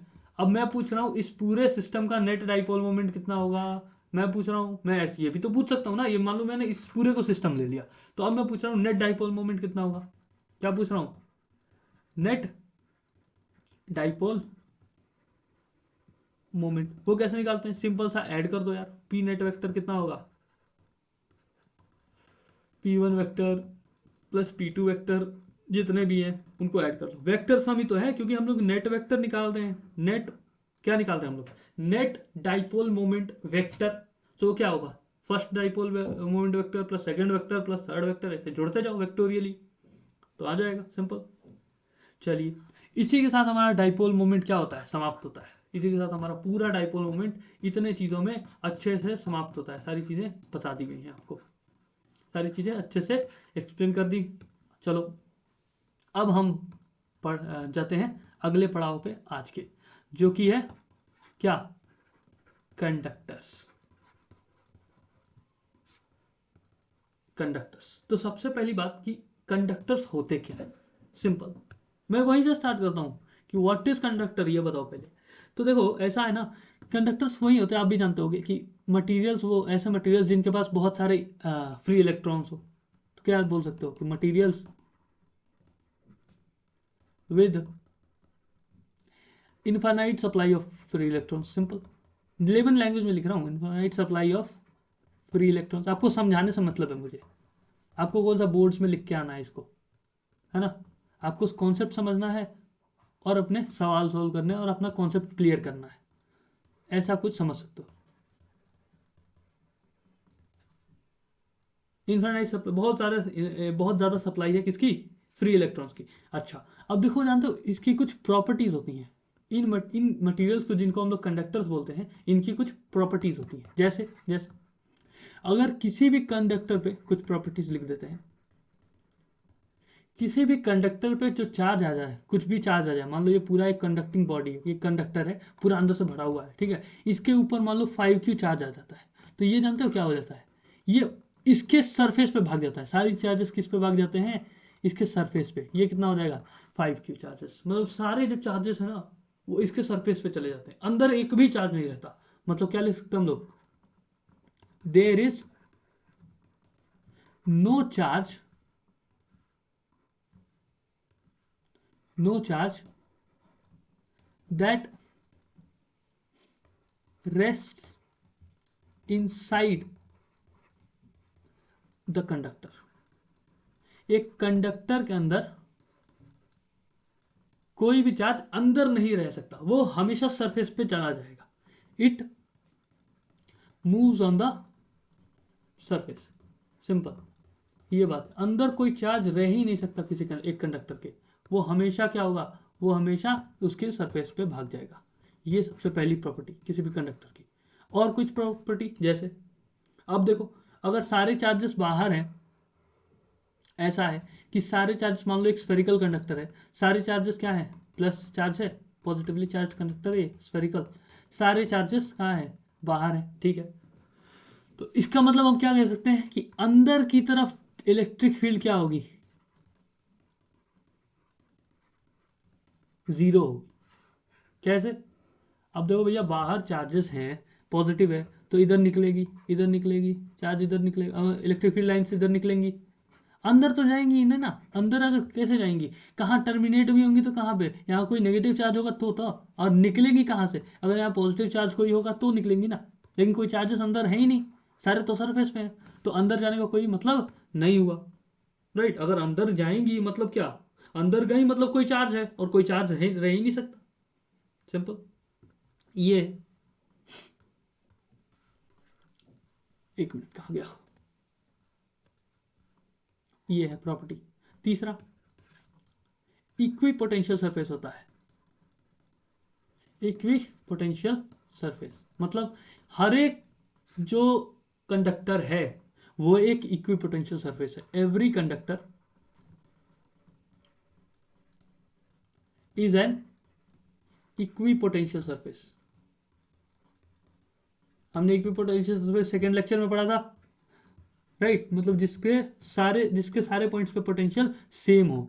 अच्छा, ये कैसे हो गया, जैसे देखो, अगर इलेक्ट्रिक फील्ड अंदर जीरो है तो हम कैसे डिफाइन करते हैं, v इज इक्वल टू कितना डिफाइन करते हैं, integration of E dot d are, यही बोलते हैं ना।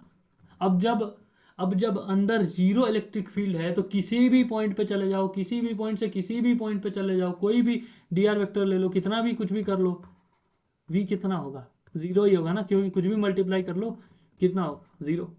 सॉरी मतलब क्या ये क्या वी क्या दिखा रहा है, डेल्टा वी हम दिखा रहे हैं, राइट, मतलब पोटेंशियल, चेंज इन पोटेंशियल, हम किसी भी पॉइंट का पोटेंशियल नहीं बता रहे, चेंज इन पोटेंशियल, मतलब अंदर किसी भी पॉइंट, किसी भी दो पॉइंट्स के बीच का पोटेंशियल डिफरेंस, मान लो ए है बी है, जिनके बीच का डिस्टेंस आर है, तो ये डी आर वही है ना, डी आर इंटीग्रेट करते करते हम लोग आर तक पहुंचे। तो ऐसा करने से जो डेल्टा वी मतलब ए और बी के बीच का पोटेंशियल डिफरेंस आएगा वो जीरो होगा, और यही तो इक्विपोटेंशियल सरफेस होता है कि सर दो पॉइंट्स के बीच का सरफेस, दो पॉइंट के बीच का पोटेंशियल जीरो होगा, पोटेंशियल डिफरेंस जीरो होगा, potential difference between any two points of a conductor equal to zero, ये मतलब है, ये पूरा सिनेरियो है, ठीक है, क्लियर। चलिए और कुछ है जैसे हाँ, तीन तक बता दिए, तीन प्रॉपर्टी हुई ना अभी तक, तो मतलब ये कुछ प्रॉपर्टी ना, तीसरा नंबर है, ये चौथा चौथा नंबर। देखो ऐसा है कि अगर पोटेंशियल जीरो है, पोटेंशियल डिफरेंस जीरो है, तो मान लो ऐसा कुछ स्फेरिकल कंडक्टर है, आप स्फेरिकल क्यों ले रहे हो, बस एग्जांपल ले रहा हूँ, आप चाहिए तो आपको ये ले सकते हो, आपकी वॉइडल ले सकते हो, आप कोई भी शेप का नाम ले सकते हो, आप मतलब कोई इरेगुलर शेप ले सकते हो, आपकी मर्जी, इट्स योर चॉइस, बट मैंने स्फेरिकल लेना पसंद किया, सिंपल सी बात है। चलो कैसा है, तो जो भी इलेक्ट्रिक फील्ड लाइंस निकलेंगी, मतलब कहता क्या है ये, कि जो भी, कहना क्या है मेरा, कि जो भी इलेक्ट्रिक फील्ड लाइंस निकलेंगी इस कंडक्टर से, वो हमेशा इसके सरफेस के परपेंडिकुलर रहेंगी, इसके सरफेस के परपेंडिकुलर रहेंगी। दिख नहीं रहा है लेकिन कहने का मतलब यही है। अब ऐसा क्यों है, ऐसा क्यों है, मुझे पता है कि हर एक पॉइंट का पोटेंशियल डिफरेंस जीरो है, मतलब हर एक पॉइंट का पोटेंशियल क्या है, सेम है, ए और बी, मान लो ये ए बी, अगर ये परपेंडिकुलर नहीं रहता तो ए और बी के बीच का कुछ डी आर रहता, मान लो ये डी आर, ये बहुत छोटे हैं, मान लो ये पॉइंट्स मेरे बहुत छोटे हैं, ये डी आर डिस्टेंस है, ठीक है। अब ये वाला, इसको रुक जाओ थोड़ा अच्छे से दिखाने दो, अच्छी जगह पे बना के, तब समझ में आएगा आपको, ठीक है। मैं बोल रहा हूँ यहाँ एक पॉइंट ए है और यहाँ एक पॉइंट बी है, ठीक है, इनके बीच का डिस्टेंस कितना है, डी आर है, डी आर है, बहुत छोटा डिस्टेंस है। अगर ये परपेंडिकुलर नहीं रहता तो इसका कुछ ना कुछ कंपोनेंट आता जो डी आर वेक्टर के अलोंग होता, सही बोल रहा हूँ। तो अगर मैं इसको बड़े से दिखा दूँ, अगर मैं बुरा ना मानो आप, तो बड़े से दिखा रहा हूँ जूम करके, है ना, ये बी है, ये डी आर हो जाएगा। तो इसका अगर ये परपेंडिकुलर ना होता तो इस ई वेक्टर का जो भी ये एक के द्वारा ई आएगा, वो उसका कुछ ना कुछ कंपोनेंट डी आर के अलोंग आता, डी आर के अलोंग आता। अगर ये परपेंडिकुलर नहीं है, परपेंडिकुलर है तो कंपोनेंट कितना होगा, जीरो, अगर परपेंडिकुलर नहीं है तो कुछ ना कुछ कंपोनेंट आएगा, ठीक है। तो कुछ ना कुछ कंपोनेंट कितना आएगा, डी आर के अलोंग आएगा, तो ई डॉट डी आर क्या होगा, ई dot d are along this surface कितना होगा, नॉट इक्वल टू जीरो। मतलब इन दोनों सरफेसेस के बीच में जो पॉइंट्स हैं, इन दोनों का पोटेंशियल डिफरेंस क्या होगा, नॉट इक्वल टू जीरो, मतलब कोई नॉन जीरो नंबर होगा पोटेंशियल डिफरेंस, मतलब इन दोनों के बीच में कुछ ना कुछ डिफरेंस इन पोटेंशियल होगा। लेकिन ये क्योंकि ये कंडक्टर्स हैं तो ये हो ही नहीं सकता, क्योंकि ये एक इक्वी पोटेंशियल सर्फेसेस हैं, ठीक है, तो हो नहीं सकता। मतलब क्या है, इनके बीच का एंगल हमेशा कितना होगा, 90 डिग्री, मतलब ये हमेशा ओरिजिनेट करेंगी या टर्मिनेट करेंगी, क्या है, कैसे करेंगी, परपेंडिकुलर, मतलब any E F L originating originating क्या लिख रहा हूं, ओरिजिनेटिंग और टर्मिनेटिंग एट अ कंडक्टर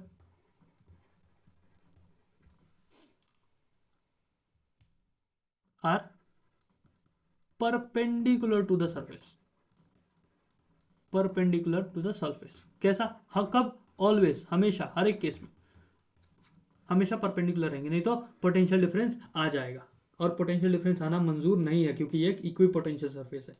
ठीक है, क्लियर बाबू मोशाय? चलिए आते हैं, अब हम लोग बात करते हैं कंडक्टर्स के लिए इलेक्ट्रिक फील्ड। राइट, कंडक्टर्स के लिए electric field, potential, different different shapes of conductors के लिए। तो जैसे एक एग्जांपल दे देता हूँ, EFI and potential for conductors. Example लेके चलते हैं। पहला एग्जांपल, एक स्फेरिकल कंडक्टर, एक सॉलिड स्फेरिकल कंडक्टर, एक ऐसा कंडक्टर है जिसके अंदर कितने चार्जेस हैं, जिसके अंदर चार्ज है जो कि है Q। तो ये क्या है, ये क्या चार्ज कैसा बन जाएगा फिर अगर ये कंडक्टर है, तो ये सारा का सारा चार्ज किस पे आ जाएगा, सरफेस पे, सारा का सारा चार्ज सरफेस पे आ जाएगा। तो क्या ये वही हो गया सिनेरियो कि हम लोग किस पे पढ़ रहे हैं, एक स्फेरिकल शेल के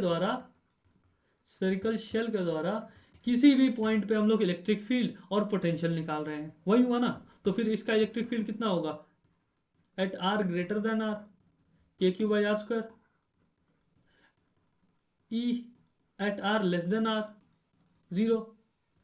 और पोटेंशियल की बात करें तो potential at R greater than R, KQ/r, और at potential R less than R, अंदर के पॉइंट पे कितना होगा, KQ/R, KQ/R। R क्या है, रेडियस। तो मतलब ये सारी चीज़ें तो हमने पहले ही पढ़ रखी हैं, बिल्कुल।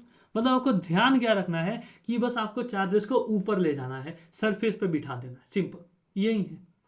जो भी था यही था। जितने भी आपको कंडक्टर्स मिलेंगे उनके शेप्स में बस ये ध्यान रखना है कि वो हॉलो रहेंगे, मतलब वो सॉलिड होकर भी उनका चार्ज कहाँ पे रहेगा, सरफेस पे रहेगा, बस यही है, इतना ही करना है। ठीक है, अब हम क्या करते हैं, ऐसा ही आपको अगर सिलेंडर दे दिया जाए तो सिलेंडर में आप सारे चार्जेस को सरफेस पे बिठा के उसके द्वारा आप सारी चीज़ें, इलेक्ट्रिक फील्ड, पोटेंशियल जो भी है निकाल सकते हो। अगर आपके पास मान लो स्फेयर हो गया, सिलेंडर हो गया, और क्या पढ़ा था हमने, शीट पढ़ा था, तो शीट पे भी सारे चार्जेस क्या हो जाएंगे, सरफेस पे आ जाएंगे, सिंपल। ऐसा ही कुछ नहीं है, ऐसा ही कुछ है ना, सारे चार्जेस सरफेस पे आ जाएंगे तो क्या बन जाएगा, एक थिन शीट बन जाएगी, जिसके कारण हमने क्या पढ़ा था, E = σ/ε0, राइट। ये सब तो पढ़ा था ना, बस यही है। और राइट, वोल्टेज निकालना हो तो कैसे निकाल सकते हो आप, वोल्टेज =E.dr। मान लो ऐसा शीट है तो यहाँ पे σ/ε0 निकाल करके हम लोग क्या करेंगे, पोटेंशियल वगैरह सारी चीज़ें निकाल सकते हैं, सिंपल। और कुछ नहीं है इसमें। अब मैं उसको वापस से पढ़ा जाऊँ तो टाइम वेस्ट होगा, कुछ नहीं होगा। चलो ठीक है, अब हम अगला पढ़ते हैं, कनेक्टिंग टू कंडक्टर्स। ये एक अलग टॉपिक है, अच्छा टॉपिक है। मतलब अब क्या हो जाए, और इसमें कुछ नहीं, बस एक ही बात है जिसको लिए ये पूरा टॉपिक बना दिया है, कि अगर मैं बोलूँ एक कोई भी कंडक्टर है ये ए, और ये कोई सा भी अलग कंडक्टर है दूसरा, अरे भैया कोई सा भी दूसरा कंडक्टर है बी, मैंने इनको ज्वाइन कर दिया है किसी एक वायर से क्या किया, ज्वाइन कर दिया, कनेक्ट कर दिया। इसमें क्या होगा, फिर क्या होगा कि कनेक्ट करते ही पोटेंशियल दोनों कंडक्टर्स का पोटेंशियल सेम हो जाएगा, इक्वल हो जाएगा। मतलब ऑन कनेक्टिंग, क्या बोल सकते हैं, on connecting two conductors, the potential, ये लिख इसलिए रहा हूं ताकि आपको अच्छे से नोट्स मिल जाए, है ना। The potential of both the conductors becomes equal, simple, ये बात है। मतलब अगर मान लो ये पाँच क्यू है, ये 3Q है प्लस 3Q है, तो कुछ चार्ज इधर से उधर जाके, कुछ चार्ज यहाँ से वहाँ जाके, या कुछ चार्ज यहाँ से यहाँ जाके क्या कर लेंगे, ऐसा सेटअप बना लेंगे कि दोनों का पोटेंशियल किसी भी पॉइंट पे सेम हो। कनेक्ट करने का बस यही मतलब है, ठीक है। अर्थिंग का क्या मतलब है, इसी के साथ आपको मान लो अर्थ के साथ अगर कनेक्ट कर दिया जाए, इसी के साथ एक जुड़ा हुआ कॉन्सेप्ट आता है अर्थिंग। अर्थिंग मतलब ये होता है कि किसी भी कंडक्टर को आपने क्या कर दिया, धरती माता के साथ कनेक्ट कर दिया, एक वायर से लेके धरती के साथ कनेक्ट कर लिया, मतलब with a wire you connect a conductor with earth, simple. आपने अर्थ और कंडक्टर को कनेक्ट कर दिया। अब ये मान के चला जाता है कि potential of earth is equal to zero, मतलब फिर क्या हो जाएगा potential of the conductor will also become zero. इसको डिनोट कैसे करते हैं, मान लो ऐसे थोड़ी करोगे कि ऐसे कर दिया, मतलब बार बार एक गोला बनाते रहोगे और उसके नीचे उसके अंदर अर्थ लिखते रहोगे, हैं। तो इसको सर्किट में कैसे डिनोट करते हैं, ये कंडक्टर मान लो, कुछ भी, ये मान लो कंडक्टर है कैसा भी शेप का, उसके साथ क्या किया गया है, वायर निकाला और ये धरती के साथ जोड़ दिया। ये है अर्थिंग का कॉन्सेप्ट, मतलब ये है अर्थिंग, ऐसे डिनोट करते हैं अर्थिंग, हम लोग ऐसे डिनोट करते हैं, ऐसे अर्थिंग हम लोग ऐसे डिनोट करते हैं। मतलब फुल कॉन्सेप्ट क्या है, कि V of conductor becomes zero, potential of the conductor becomes zero, क्योंकि अर्थ की पोटेंशियल जीरो है। इतना बात समझ में आया? लगे हाथ कुछ हम लोग कैविटी के बारे में जान लेते हैं, कैविटी इनसाइड कंडक्टर्स।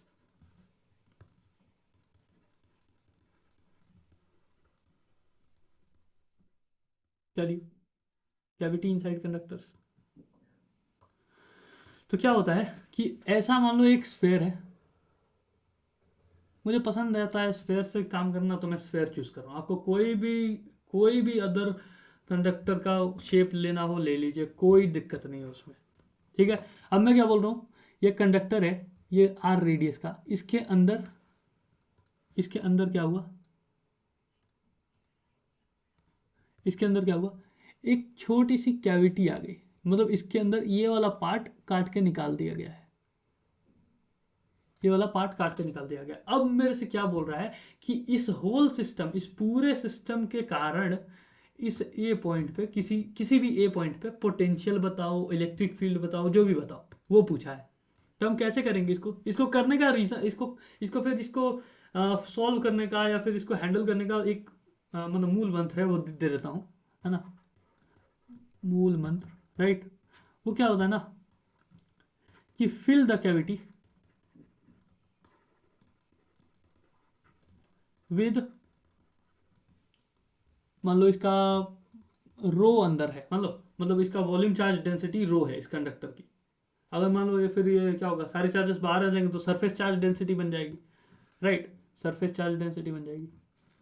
तो लेट्स से हम लोग इसको प्लस सिग्मा बोलते हैं, plus sigma, right, sigma fill the cavity. फिर हम क्या करेंगे, कैविटी को क्या करेंगे हम लोग, प्लस सिग्मा के एक मटेरियल, सेम मटेरियल जो कि जिसका सरफेस चार्ज डेंसिटी होगा सिग्मा, और एक और मटेरियल जिसका सरफेस चार्ज डेंसिटी होगा माइनस सिग्मा। अब ये कहाँ से लाओगे सर, माइनस सिग्मा का कहाँ से लाऊं, है ना। तो ऐसा है कि मतलब थियोरेटिकली हम सॉल्व कर रहे हैं, तो एक मतलब ऐसा है कि ऊपर क्या किया हमने, कैविटी को डिनोट करने के लिए एक प्लस सिग्मा की चादर बिछा दी और एक माइनस सिग्मा की चादर बिछा दी। अरे यार, एक माइनस सिग्मा की चादर बिछा दी, एक प्लस सिग्मा की चादर बिछा दी, एक माइनस सिग्मा की चादर बिछा दी। तो थियोरेटिकली वहां पे क्या रहेगा, कैविटी ही रहेगी, है ना। क्या किया हमने, प्लस सिग्मा की चादर, हिंदी में लिख दे रहा हूं, क्या दिक्कत है, और एक माइनस सिग्मा की चादर। तो इनसे फिर इक्विवेलेंट क्या मिलेगा, इक्विवेलेंट हमें क्या मिलेगा, कुछ भी मतलब इनसे क्या हमें इन्फर हुआ कि यहाँ पे क्या है, कैविटी है। थियोरेटिकली क्या मालूम पड़ जाएगा, कैविटी है, सिंपल, बस यही करना है। इससे फायदा क्या हुआ ये समझना है ना, ये करना क्यों है ये तो बताओ। प्लस सिग्मा करने से क्या हुआ, हमें ये स्फेयर कंप्लीट मिल गया, हमें एक कंप्लीट स्फेयर मिल गया। और ये माइनस लगाने से क्या हुआ कि हमें एक और स्फेयर मिल गया, जिसका मतलब ऐसा है कि माइनस सिग्मा है, जिसका surface charge density minus sigma है, और हमें एक और स्फेयर मिल गया जिसकी surface charge density plus sigma है। तो प्लस सिग्मा ने मिलकर पूरा स्फेयर कंप्लीट कर दिया, और माइनस सिग्मा वाले ने क्या किया कि एक छोटा सा माइनस सिग्मा का स्फेयर किसी B point with center B point पे रख दिया, जिसका रेडियस है स्मॉल आर, और जिसके कारण हम लोग ए पे इलेक्ट्रिक फील्ड निकाल सकते हैं। अगर इलेक्ट्रिक फील्ड निकालना है, इलेक्ट्रिक फील्ड, पोटेंशियल निकालना है तो पोटेंशियल, और हमें अगर नेट चाहिए तो हम क्या करेंगे, नेट हमें, क्योंकि हमें इस पूरे इसके द्वारा हमें चाहिए ना, इस एक सिस्टम के द्वारा चाहिए जिसमें अंदर एक कैविटी है, तो हम क्या करेंगे, हमारा नेट पोटेंशियल कितना आ जाएगा, नेट पोटेंशियल कितना आ जाएगा, नेट पोटेंशियल कितना आ जाएगा, V due to complete plus V due to minus sigma है, और ई नेट कितना आ जाएगा, E due to complete plus E due to minus sigma. यही काम करना है, ये फायदा होता है कि हमें पूरा मिल गया। मान लो अगर कंडक्टर नहीं भी है तो ऐसा है कि एक स्फेयर है, एक सिलेंडर है, चलो स्फेयर बहुत हो गया, एक सिलेंडर है, एक ऐसा बात है कि एक सिलेंडर है,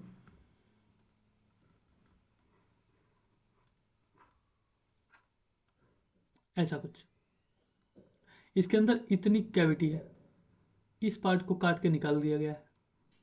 अब हमें अब इस बॉडी के द्वारा हमें इस ए पॉइंट पे पूछा गया है, ए पॉइंट पे हमें पूछा गया है, तो हम क्या करेंगे, इसको भर दो सर, इसके मान लो ये रो है, प्लस रो है, इसके अंदर का जो मटेरियल है उसका सरफेस वॉल्यूम चार्ज डेंसिटी कितनी है, प्लस रो है, तो हमने क्या किया, इसको हमने क्या किया, एक प्लस रो के मटेरियल से भर दिया, और इसको एक माइनस रो के मटेरियल, इसको सेम को, मतलब सेम कैविटी को एक बार प्लस प्लस रो से और उसके ऊपर एक माइनस रो का मटेरियल डाल दिया उसके अंदर। तो मतलब क्या हो गया, कैविटी रहेगी थियोरेटिकली, लेकिन हमारे पास क्या बन गया, एक ऐसा एक कंप्लीट ऐसा सिलेंडर बन गया, क्या ये बन गया, इक्विवेलेंट क्या लिख सकता हूँ, एक कंप्लीट कुछ ऐसा सिलेंडर बन गया जिसका रेडियस मान लो आर है, कैपिटल आर है, और प्लस एक छोटू सा सिलेंडर बन गया जिसके रेडियस स्मॉल आर है, और इस इन दोनों के कॉम्बिनेशन के कारण हम लोग किसी ए पॉइंट पे क्या निकाल रहे हैं, किसी ए पॉइंट पे क्या निकाल रहे हैं, पोटेंशियल, इलेक्ट्रिक फील्ड जो भी निकाल रहे हैं। तो ऐसे करके हम लोग इसको सॉल्व कर लेते हैं, ऐसे प्रॉब्लम्स को हम लोग ऐसे सॉल्व करते हैं, ठीक है। मतलब हम क्या है ना, ये कैविटी वाला क्या है कि डीलिंग हम कैसे करते हैं कैविटी वाले प्रॉब्लम्स के साथ, कैविटी वाले प्रॉब्लम्स के साथ, ठीक है, क्लियर है। चलिए, इतना क्लियर हो गया होगा। अब हम बात करते हैं इलेक्ट्रोस्टैटिक प्रेशर के बारे में। अब हम बात करते हैं किसके बारे में, इलेक्ट्रोस्टैटिक प्रेशर के बारे में, ठीक है। तो इलेक्ट्रोस्टैटिक प्रेशर क्या होगा, क्या होता है, ये बताइए। ये मतलब आप ऐसे लिख सकते हो ना, कैविटी इनसाइड कंडक्टर्स, नहीं, कैविटी प्रॉब्लम से लिख दो, बेस्ट रहेगा। हम लोग क्या सीख रहे हैं, कैविटी प्रॉब्लम्स के साथ कैसे डील करना है, ठीक है, इतना क्लियर। तो अब इलेक्ट्रोस्टैटिक प्रेशर के बारे में हम लोग पढ़ने जा रहे हैं, ठीक है। चलो, इलेक्ट्रोस्टैटिक प्रेशर क्या है, तो ऐसा है कि मान लो यहाँ पे एक स्फेयर है, कौन सा कलर लेना चाहिए भाई, नहीं ठीक है। इलेक्ट्रोस्टैटिक क्या है, मतलब एक प्रेशर है, तो हमें क्या बोला, यहाँ पे एक क्या है, स्फेयर है, ठीक है, यहाँ पे क्या है, स्फेयर है। देखो, इसका एक छोटा सा डीएल पार्ट ले लेते हैं, मतलब ये क्या है, हॉलोस्फेयर है, हॉलोस्फेयर।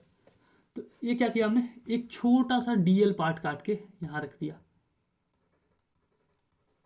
एक छोटे से डीएल पार्ट को हमने यहां निकाल दिया, ऐसे इधर निकाल दिया। तो हम क्या इसमें, इसको बाहर हमने निकाल के इस पे फोकस कर रहे हैं, मतलब बाहर निकालने का मतलब इस पे हम लोग फोकस कर रहे हैं। तो इलेक्ट्रोस्टैटिक प्रेशर क्या है, इस डीएल पार्ट पे लगने वाला फोर्स, इस डीएल पार्ट पे लगने वाला force per unit area, pressure की बात कर रहे हैं, इस डीएल पार्ट पे लगने वाला फोर्स पर यूनिट एरिया, और वो फोर्स किस पे होता, फोर्स किसके कारण होगा, बाकी के सारे पार्ट के कारण। मतलब there is a force acting, is a force acting on this dl part, right, इस डीएल पार्ट पे कुछ ना कुछ फोर्स एक्ट कर रहा होगा, किसके कारण, किसके कारण, due to the remaining part of the hollow sphere, right. मतलब इस डीएल पार्ट पे लगने वाला फोर्स किसके कारण लगने वाला, बाकी के रिमेनिंग पार्ट के कारण लगने बाकी के रिमेनिंग पार्ट के चलते उस फोर्स पर यूनिट एरिया को हम लोग इलेक्ट्रोस्टैटिक प्रेशर करते हैं कहते हैं। ठीक है, मतलब कोई फोर्स लग रहा है उस डीएल पार्ट पे due to this remaining part of the body. ठीक है, due to the remaining part of the body एक डीएल पार्ट पे कुछ ना कुछ फोर्स लग रहा है, उस फोर्स पर यूनिट एरिया, वो फोर्स पर यूनिट एरिया को हम लोग कहते हैं, क्या कहते हैं, इलेक्ट्रोस्टैटिक प्रेशर। उस फोर्स पर यूनिट एरिया को हम लोग कहते हैं, उस फोर्स पर यूनिट एरिया मतलब फोर्स को एरिया से डिवाइड करके जो प्रेशर आता है, प्रेशर कैलकुलेट करते हैं, उसको हम लोग इलेक्ट्रोस्टैटिक प्रेशर कहते हैं। सिंपल सिंपल भाषा में ये है, ये मतलब हुआ इलेक्ट्रोस्टैटिक प्रेशर का। ठीक है, इतना क्लियर होगा। अच्छा, अब देखो देखो देखो देखो, एक और कैच है इसमें, एक और सिंपल सा कैच है। क्या है कि आपने एरिया तो बोल दिया, अब बताओ एरिया इस रिमेनिंग पार्ट का या इस डीएल पार्ट का, राइट। ये भी तो बात है, एरिया किसके किसकी एरिया की बात करें, तो जिस पर लग रहा है उसके एरिया की बात करेंगे। अगर हम लोग प्रेशर कैलकुलेट कर रहे हैं तो हम लोग क्या बोलेंगे, अगर यहाँ पे मेरा पाँव है, इतने एरिया पे पाँव है, तो इस प्रेशर हम लोग किस पे डिफाइन करेंगे, इस पूरे एरिया पे ही डिफाइन करेंगे ना, इसी एरिया पे डिफाइन करेंगे, राइट। तो अगर हम क्या करेंगे कि इस एरिया पे प्रेशर कितना लग रहा है, इस पार्ट पे प्रेशर कितना लग रहा है, तो हम इसके एरिया से डिवाइड करेंगे। अगर मुझे इस पार्ट के ऊपर प्रेशर कितना लग रहा है पूछना होता तो मैं इसके एरिया से डिवाइड करता, राइट। तो हम प्रेशर किस पे कैलकुलेट करें, इस छोटे से डीएल पार्ट पे, तो हम लोग क्या करेंगे, फोर्स बाय मतलब एरिया किसका होगा, उस डीएल पार्ट का, किसका एरिया, किसका ऑफ द डीएल पार्ट, उस छोटे से पार्ट के एरिया से हम लोग डिवाइड कर देंगे। उसके कारण जो प्रेशर हमें मिलेगा वो इलेक्ट्रोस्टैटिक प्रेशर होगा। इतना क्लियर होना चाहिए। ठीक है, चलिए चलिए, वो फिर निकालेंगे कैसे, मान लो अगर फिर हम लोग कैसे निकालेंगे, तो कुछ मतलब मैथमेटिकल है इसके बारे में या फिर बस यही है, तो मैथमेटिकल भी है इसके बारे में कुछ, इसका एक एक्सप्रेशन है, वो है कि जब हम इलेक्ट्रोस्टैटिक प्रेशर निकालते हैं तो वो आता है, इलेक्ट्रोस्टैटिक प्रेशर किसी भी बॉडी के लिए सेम होता है, सेम आ जाता है, वो होता है sigma square by 2 epsilon naught, same constant sigma square by 2 epsilon naught आ जाता है। सिंपल, जो इलेक्ट्रोस्टैटिक प्रेशर आया है वो कितना आ जाता है, sigma square by 2 epsilon naught आ जाता है। चलिए, इतना क्लियर। ये कैसे आया, कैलकुलेट करके आया है इसी तरीके से। इसको हम लोग अगर फर्दर कैलकुलेट करेंगे सिंपल सा ऐसे, मतलब एक डीएल मान लिया, यहाँ की वजह से प्लस प्लस चार्जेस, तो एलिमेंट्स लेके फोर्सेस कैलकुलेट करके नेट फोर्स निकालेंगे, उसके बाद से इस डीएल के एरिया से डिवाइड करके, है ना, डिवाइड करके हम लोग इलेक्ट्रोस्टैटिक प्रेशर निकालेंगे। तो उन सब कैलकुलेशन के बाद जो भी आता है वो sigma square by 2 epsilon not आता है, sigma square by 2 epsilon not आता है। ठीक है, चलिए। तो अगर हमने बात ऐसे कर रहे थे, हम लोग बात कर रहे थे स्फेयर की, तो हम लोग कुछ मान लो स्फेयर की ही आगे कंटिन्यू करते हैं। तो स्फेयर के लिए इलेक्ट्रोस्टैटिक प्रेशर निकाल लेते हैं, मान लीजिए ऐसा है, इसके बारे में कुछ बात करते हैं। ये डीएल मैंने पार्ट क्या कर दिया, ये ठीक है। अब मैं बोल रहा हूं कि फोर्स निकालो, आप फोर्स निकालो, फोर्स निकालो एक पार्ट ऑफ हेमिस्फेयर, मान लो ये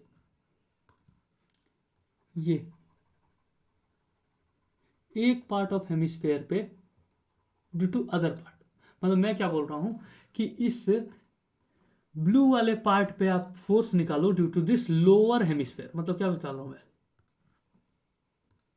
force on one hemispherical part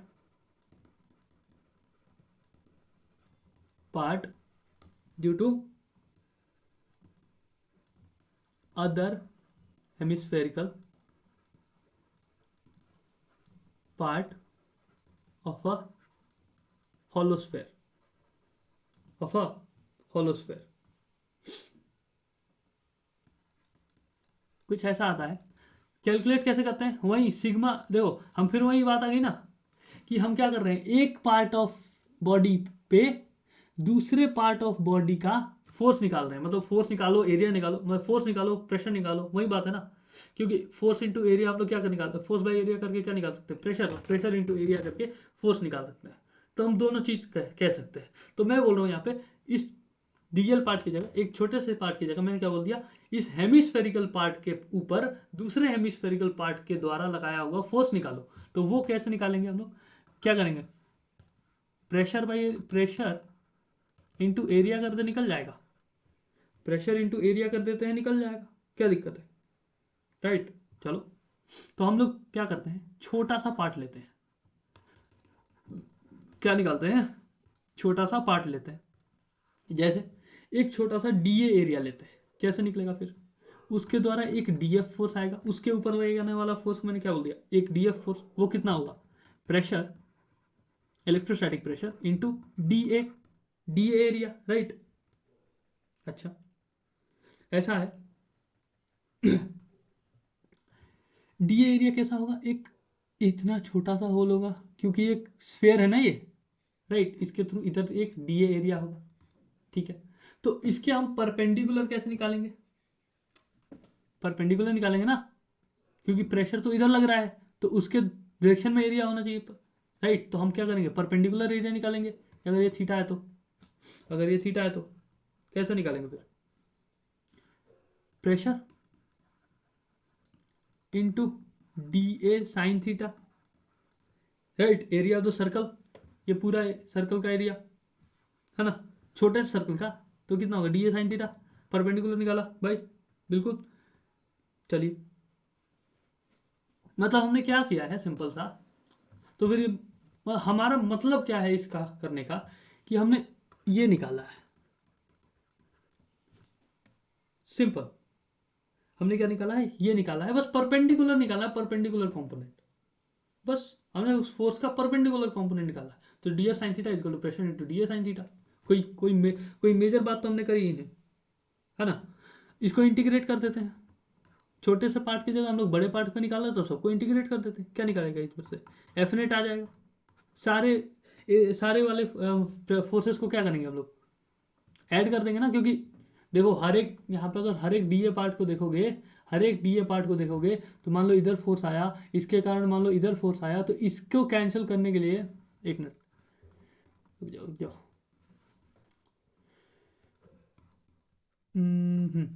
मान लो इधर कोई फोर्स आया ऐसे, तो ये मान लो इधर कोई, एक मिनट यार, परपेंडिकुलर हो जा रहा है ये, हॉरिजॉन्टल के परपेंडिकुलर हो जा रहा है, मान लो ऐसे कोई फोर्स आया, ठीक है, क्या होगा, इसको ब्रेक करोगे इधर, तो इस पे भी मान लो इधर फोर्स आया, ठीक है, तो ऐसे इधर भी ब्रेक करोगे, तो एफ कॉस थीटा तो सारे कैंसिल हो जाएंगे ना, जुड़ेंगे क्या, एफ साइन थीटा, जुड़ेगा क्या नेट फोर्स में, एफ साइन थीटा,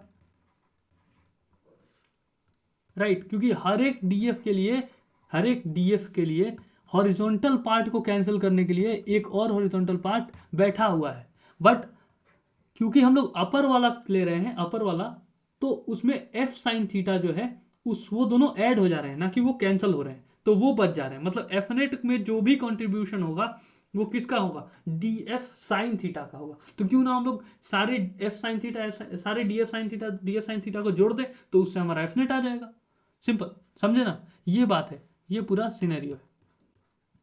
तो एफ नेट वेक्टर कितना आ जाएगा, integration of pressure into D A sine theta, ठीक है, कितना आ जाएगा, sigma square by two epsilon not, बाहर आ जाएगा, कांस्टेंट है प्रेशर, ये भी जानते हो आप, आपको पता है, इंटू क्या होगा, pi are square, pi are square, simple, कितना हो जाएगा, क्योंकि एक छोटा सा सर्कल का फिर हम लोग पूरा एरिया कैलकुलेट करेंगे, कितना आ जाएगा, पाई आर स्क्वायर, बिल्कुल, कितना हो जाएगा, एफ नेट कितना हो जाएगा sir, sigma square upon two epsilon naught into pi are square, ये होता है force due to one sphere, force due to one hemisphere on the other hemisphere of a sphere, ये हुआ on one hemispherical part due to other hemispherical part, ठीक है। अब हम लोग बात करते हैं एनर्जी डेंसिटी की, एनर्जी डेंसिटी की। तो एनर्जी डेंसिटी को हम लोग कैसे डिफाइन करते हैं, कि एनर्जी डेंसिटी होता है half epsilon not E square, half epsilon not E square, इसको हम लोग बोलते हैं, ई वही है इलेक्ट्रिक फील्ड, इलेक्ट्रिक फील्ड, ठीक है। तो इसको हम लोग बोल दिया half epsilon not E square, इसको हम लोग बोल देते हैं एनर्जी डेंसिटी, सिंपल। मतलब अगर इसके अंदर कुछ भी एनर्जी है तो इसका एनर्जी डिवाइड बाई इसका वॉल्यूम क्या आ जाएगा, एनर्जी डेंसिटी। तो उसी को हमने डिफाइन किया, कैलकुलेट किया, तो कितना आया, half epsilon not E square. मान लो एक बॉडी है जिसके अंदर कुछ भी आ रहा है, कुछ भी एनर्जी स्टोर्ड है, तो उसका divide by volume, energy by volume, उसको हम लोग बोलते हैं एनर्जी डेंसिटी, सिंपल।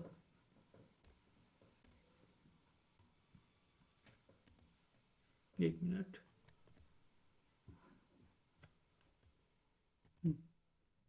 चलिए क्लियर हो गया होगा इतना।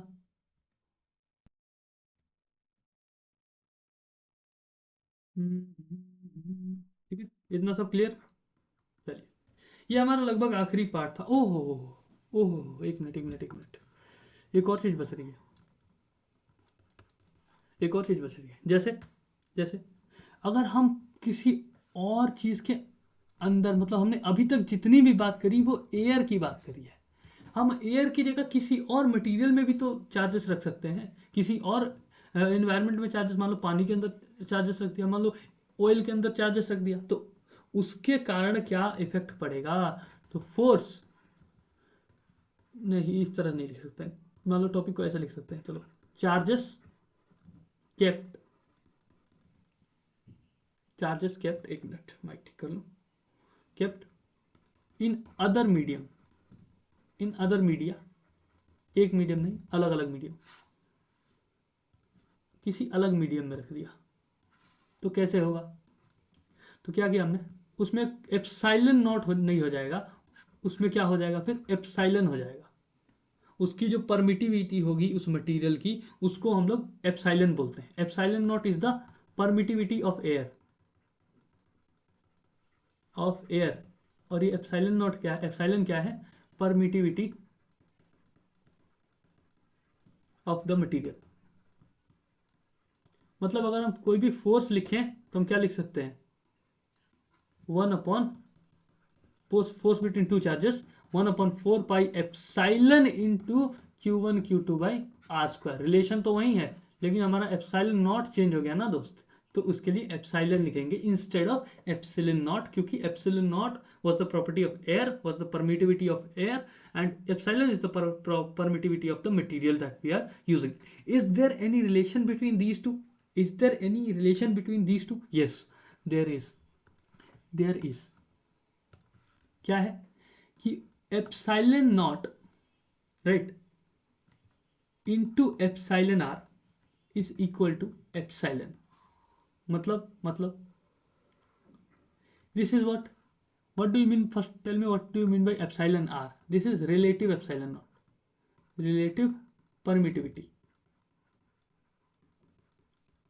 मतलब क्या इसका, अगर इसको रीडिफाइन करें तो क्या लिखेंगे, epsilon by epsilon naught is equal to epsilon R. और वही तो है, ये देखो दो परमिटिविटी को आप रिलेट ही तो कर रहे हो, so what is this, relative permittivity. तो इसमें तो कोई शक वाली बात नहीं है, क्योंकि रिलेटिव परमिटिविटी और relative, any relative quantity, if you are talking about relative density, it means what, density of one material upon density of second material, right?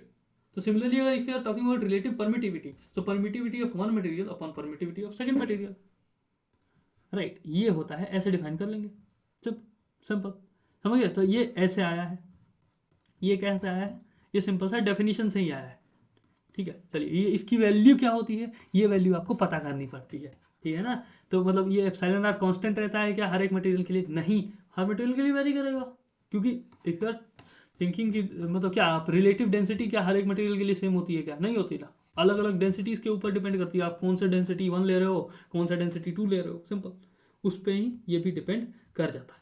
Is that clear? चलिए, और कुछ छूट रहा है क्या, नहीं, हाँ एक और है, एक और टॉपिक है। अब हम लोग बात करते हैं शीट्स, कंडक्टिंग शीट्स को हम लोग कनेक्ट करते हैं एक दूसरे से, तो क्या होता है, कंडक्टिंग शीट्स को एक दूसरे से कनेक्ट करते हैं तो क्या होता है। तो मतलब हम लोग क्या कहने वाले हैं कि मान लो इनको कनेक्ट कर दिया, ये मतलब ये है शीट्स, कंडक्टिंग शीट्स हैं जिनको एक दूसरे के सामने आपने रख दिया है।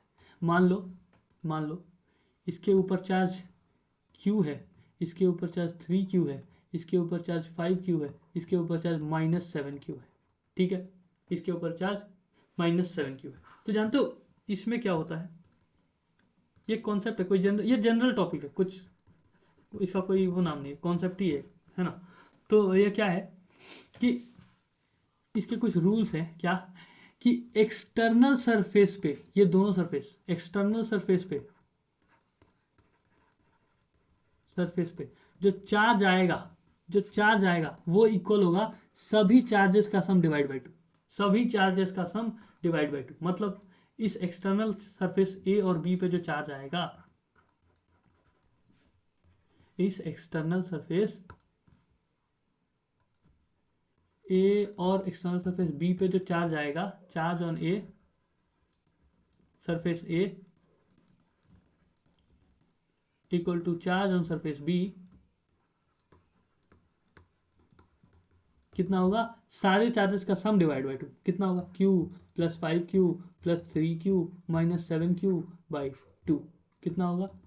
5 3 8 1 9 में से 2 गए, 9 में से 7 गया 2, 2Q by 2 that is Q। मतलब इस पे जो चार्जेस आएंगे, वो कितने होंगे? Q चार्ज होगा इस पे, Q इस पे ये चार्ज Q। अच्छा ये बताओ, इस पे है चार्ज Q और इसका नेट चार्ज कितना है? Q। तो इस पे चार्ज कितना होगा? इस वाले सरफेस पे 0। अब इस पे 0, राइट, इस पे 0, तो इस वाले चार्ज पे भी, इस वाले सरफेस पे 0। कैसे? इसका भी रूल है, इसका एक और रूल है भी, कि charge on the adjacent surfaces, मतलब ऑपोजिट सरफेसेस, एडजेसेंट नहीं, ऑपोजिट सरफेस, सामने वाले सरफेस,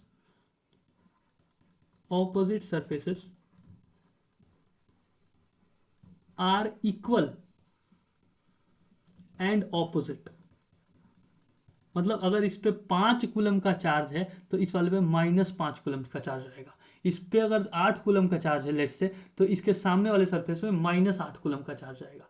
अगर इसके ऊपर -3 कूलम का चार्ज है तो इसके सामने वाले सरफेस पे +3 कूलम का चार्ज आएगा। सिंपल, ये कहना है इसके रूल का। तो मतलब अगर 0 है तो इसके सामने वाले सरफेस पे भी 0, फिर ये 0 और इसका नेट कितना है? 3Q, तो यहाँ पे कितना आएगा? 3Q। अच्छा अगर इसका 3Q तो इसके सामने वाले सरफेस पे कितना? -3Q। ओके -3Q बोल दिया, ठीक है। अब -3Q, इसका नेट कितना है? 5Q, तो इस पे कितना आएगा? 8Q, right, 8Q। इसको अलग रखने दो भाई, गौश पोश हो जा रहा है। इस पे कितना? 8Q, क्योंकि नेट कितना करना है हमें? 5Q। नेट चार्ज थोड़ी घट जाएगा। अब 8Q तो इसके ऊपर इंड्यूस कितना हो गया? -8Q। इसके ऊपर इंड्यूस कितना हो गया? कितना, मतलब इसके ऊपर चार्ज कितना आएगा? -8Q। अच्छा -8Q, तो इसके ऊपर कितना होना चाहिए कि ये -7Q आ जाए? Q होना चाहिए, Q है पहले से, राइट, Q है पहले से, समझ गए। तो ऐसे हम लोग क्या करते हैं, डिफरेंट डिफरेंट शीट्स के ऊपर चार्जेस कितने इंड्यूस होंगे, कैसे होंगे, वो कैलकुलेट करते हैं। इसी के साथ लास्ट स्लाइड भी थी, ये देखो, इसी के साथ ये चैप्टर हमारा एंड होता है। Thank you very much to listening to me, for listening to me, है ना। Thank you very much. अब आप प्रैक्टिस करिए इस चैप्टर की जम के। You have revised the theory from part 1, part 2, part 3। आपने पूरा इलेक्ट्रोस्टैटिक्स रिवाइज कर लिया है। आप क्वेश्चंस करते जाइए, मतलब पार्ट वाइज भी आप क्वेश्चंस कर सकते थे। अगर आपने पार्ट 1 किया है तो उसके क्वेश्चंस कर लीजिए, पार्ट 2 किया है तो उसके क्वेश्चन कर लीजिए, पार्ट 3 करेंगे तो पार्ट 3 के क्वेश्चन कर लीजिए। मतलब डेली लेक्चर देखते जाइए, क्वेश्चन करते जाइए, लेक्चर देखते जाइए, क्वेश्चन करते जाइए, सीरीज के एंड तक, अगर आप रिविजन कर रहे हो तो। ठीक है, अगर आपको केवल थ्योरी का रिवीजन करना है तो डायरेक्ट बस आप लेक्चर देखिए, आपके ऊपर है आप क्या कब देख रहे हो, राइट। ठीक है, तो with this thank you all. Electrostatics यहीं खत्म होता है। अब हम लोग अगला चैप्टर करेंगे, करंट इलेक्ट्रिसिटी। ठीक है, till then take care, best of luck, best of luck, all the best, all the best, best of luck नहीं, ऑल द बेस्ट। ठीक है, all the best, take care, bye bye, see you all in the next class. Okay, bye.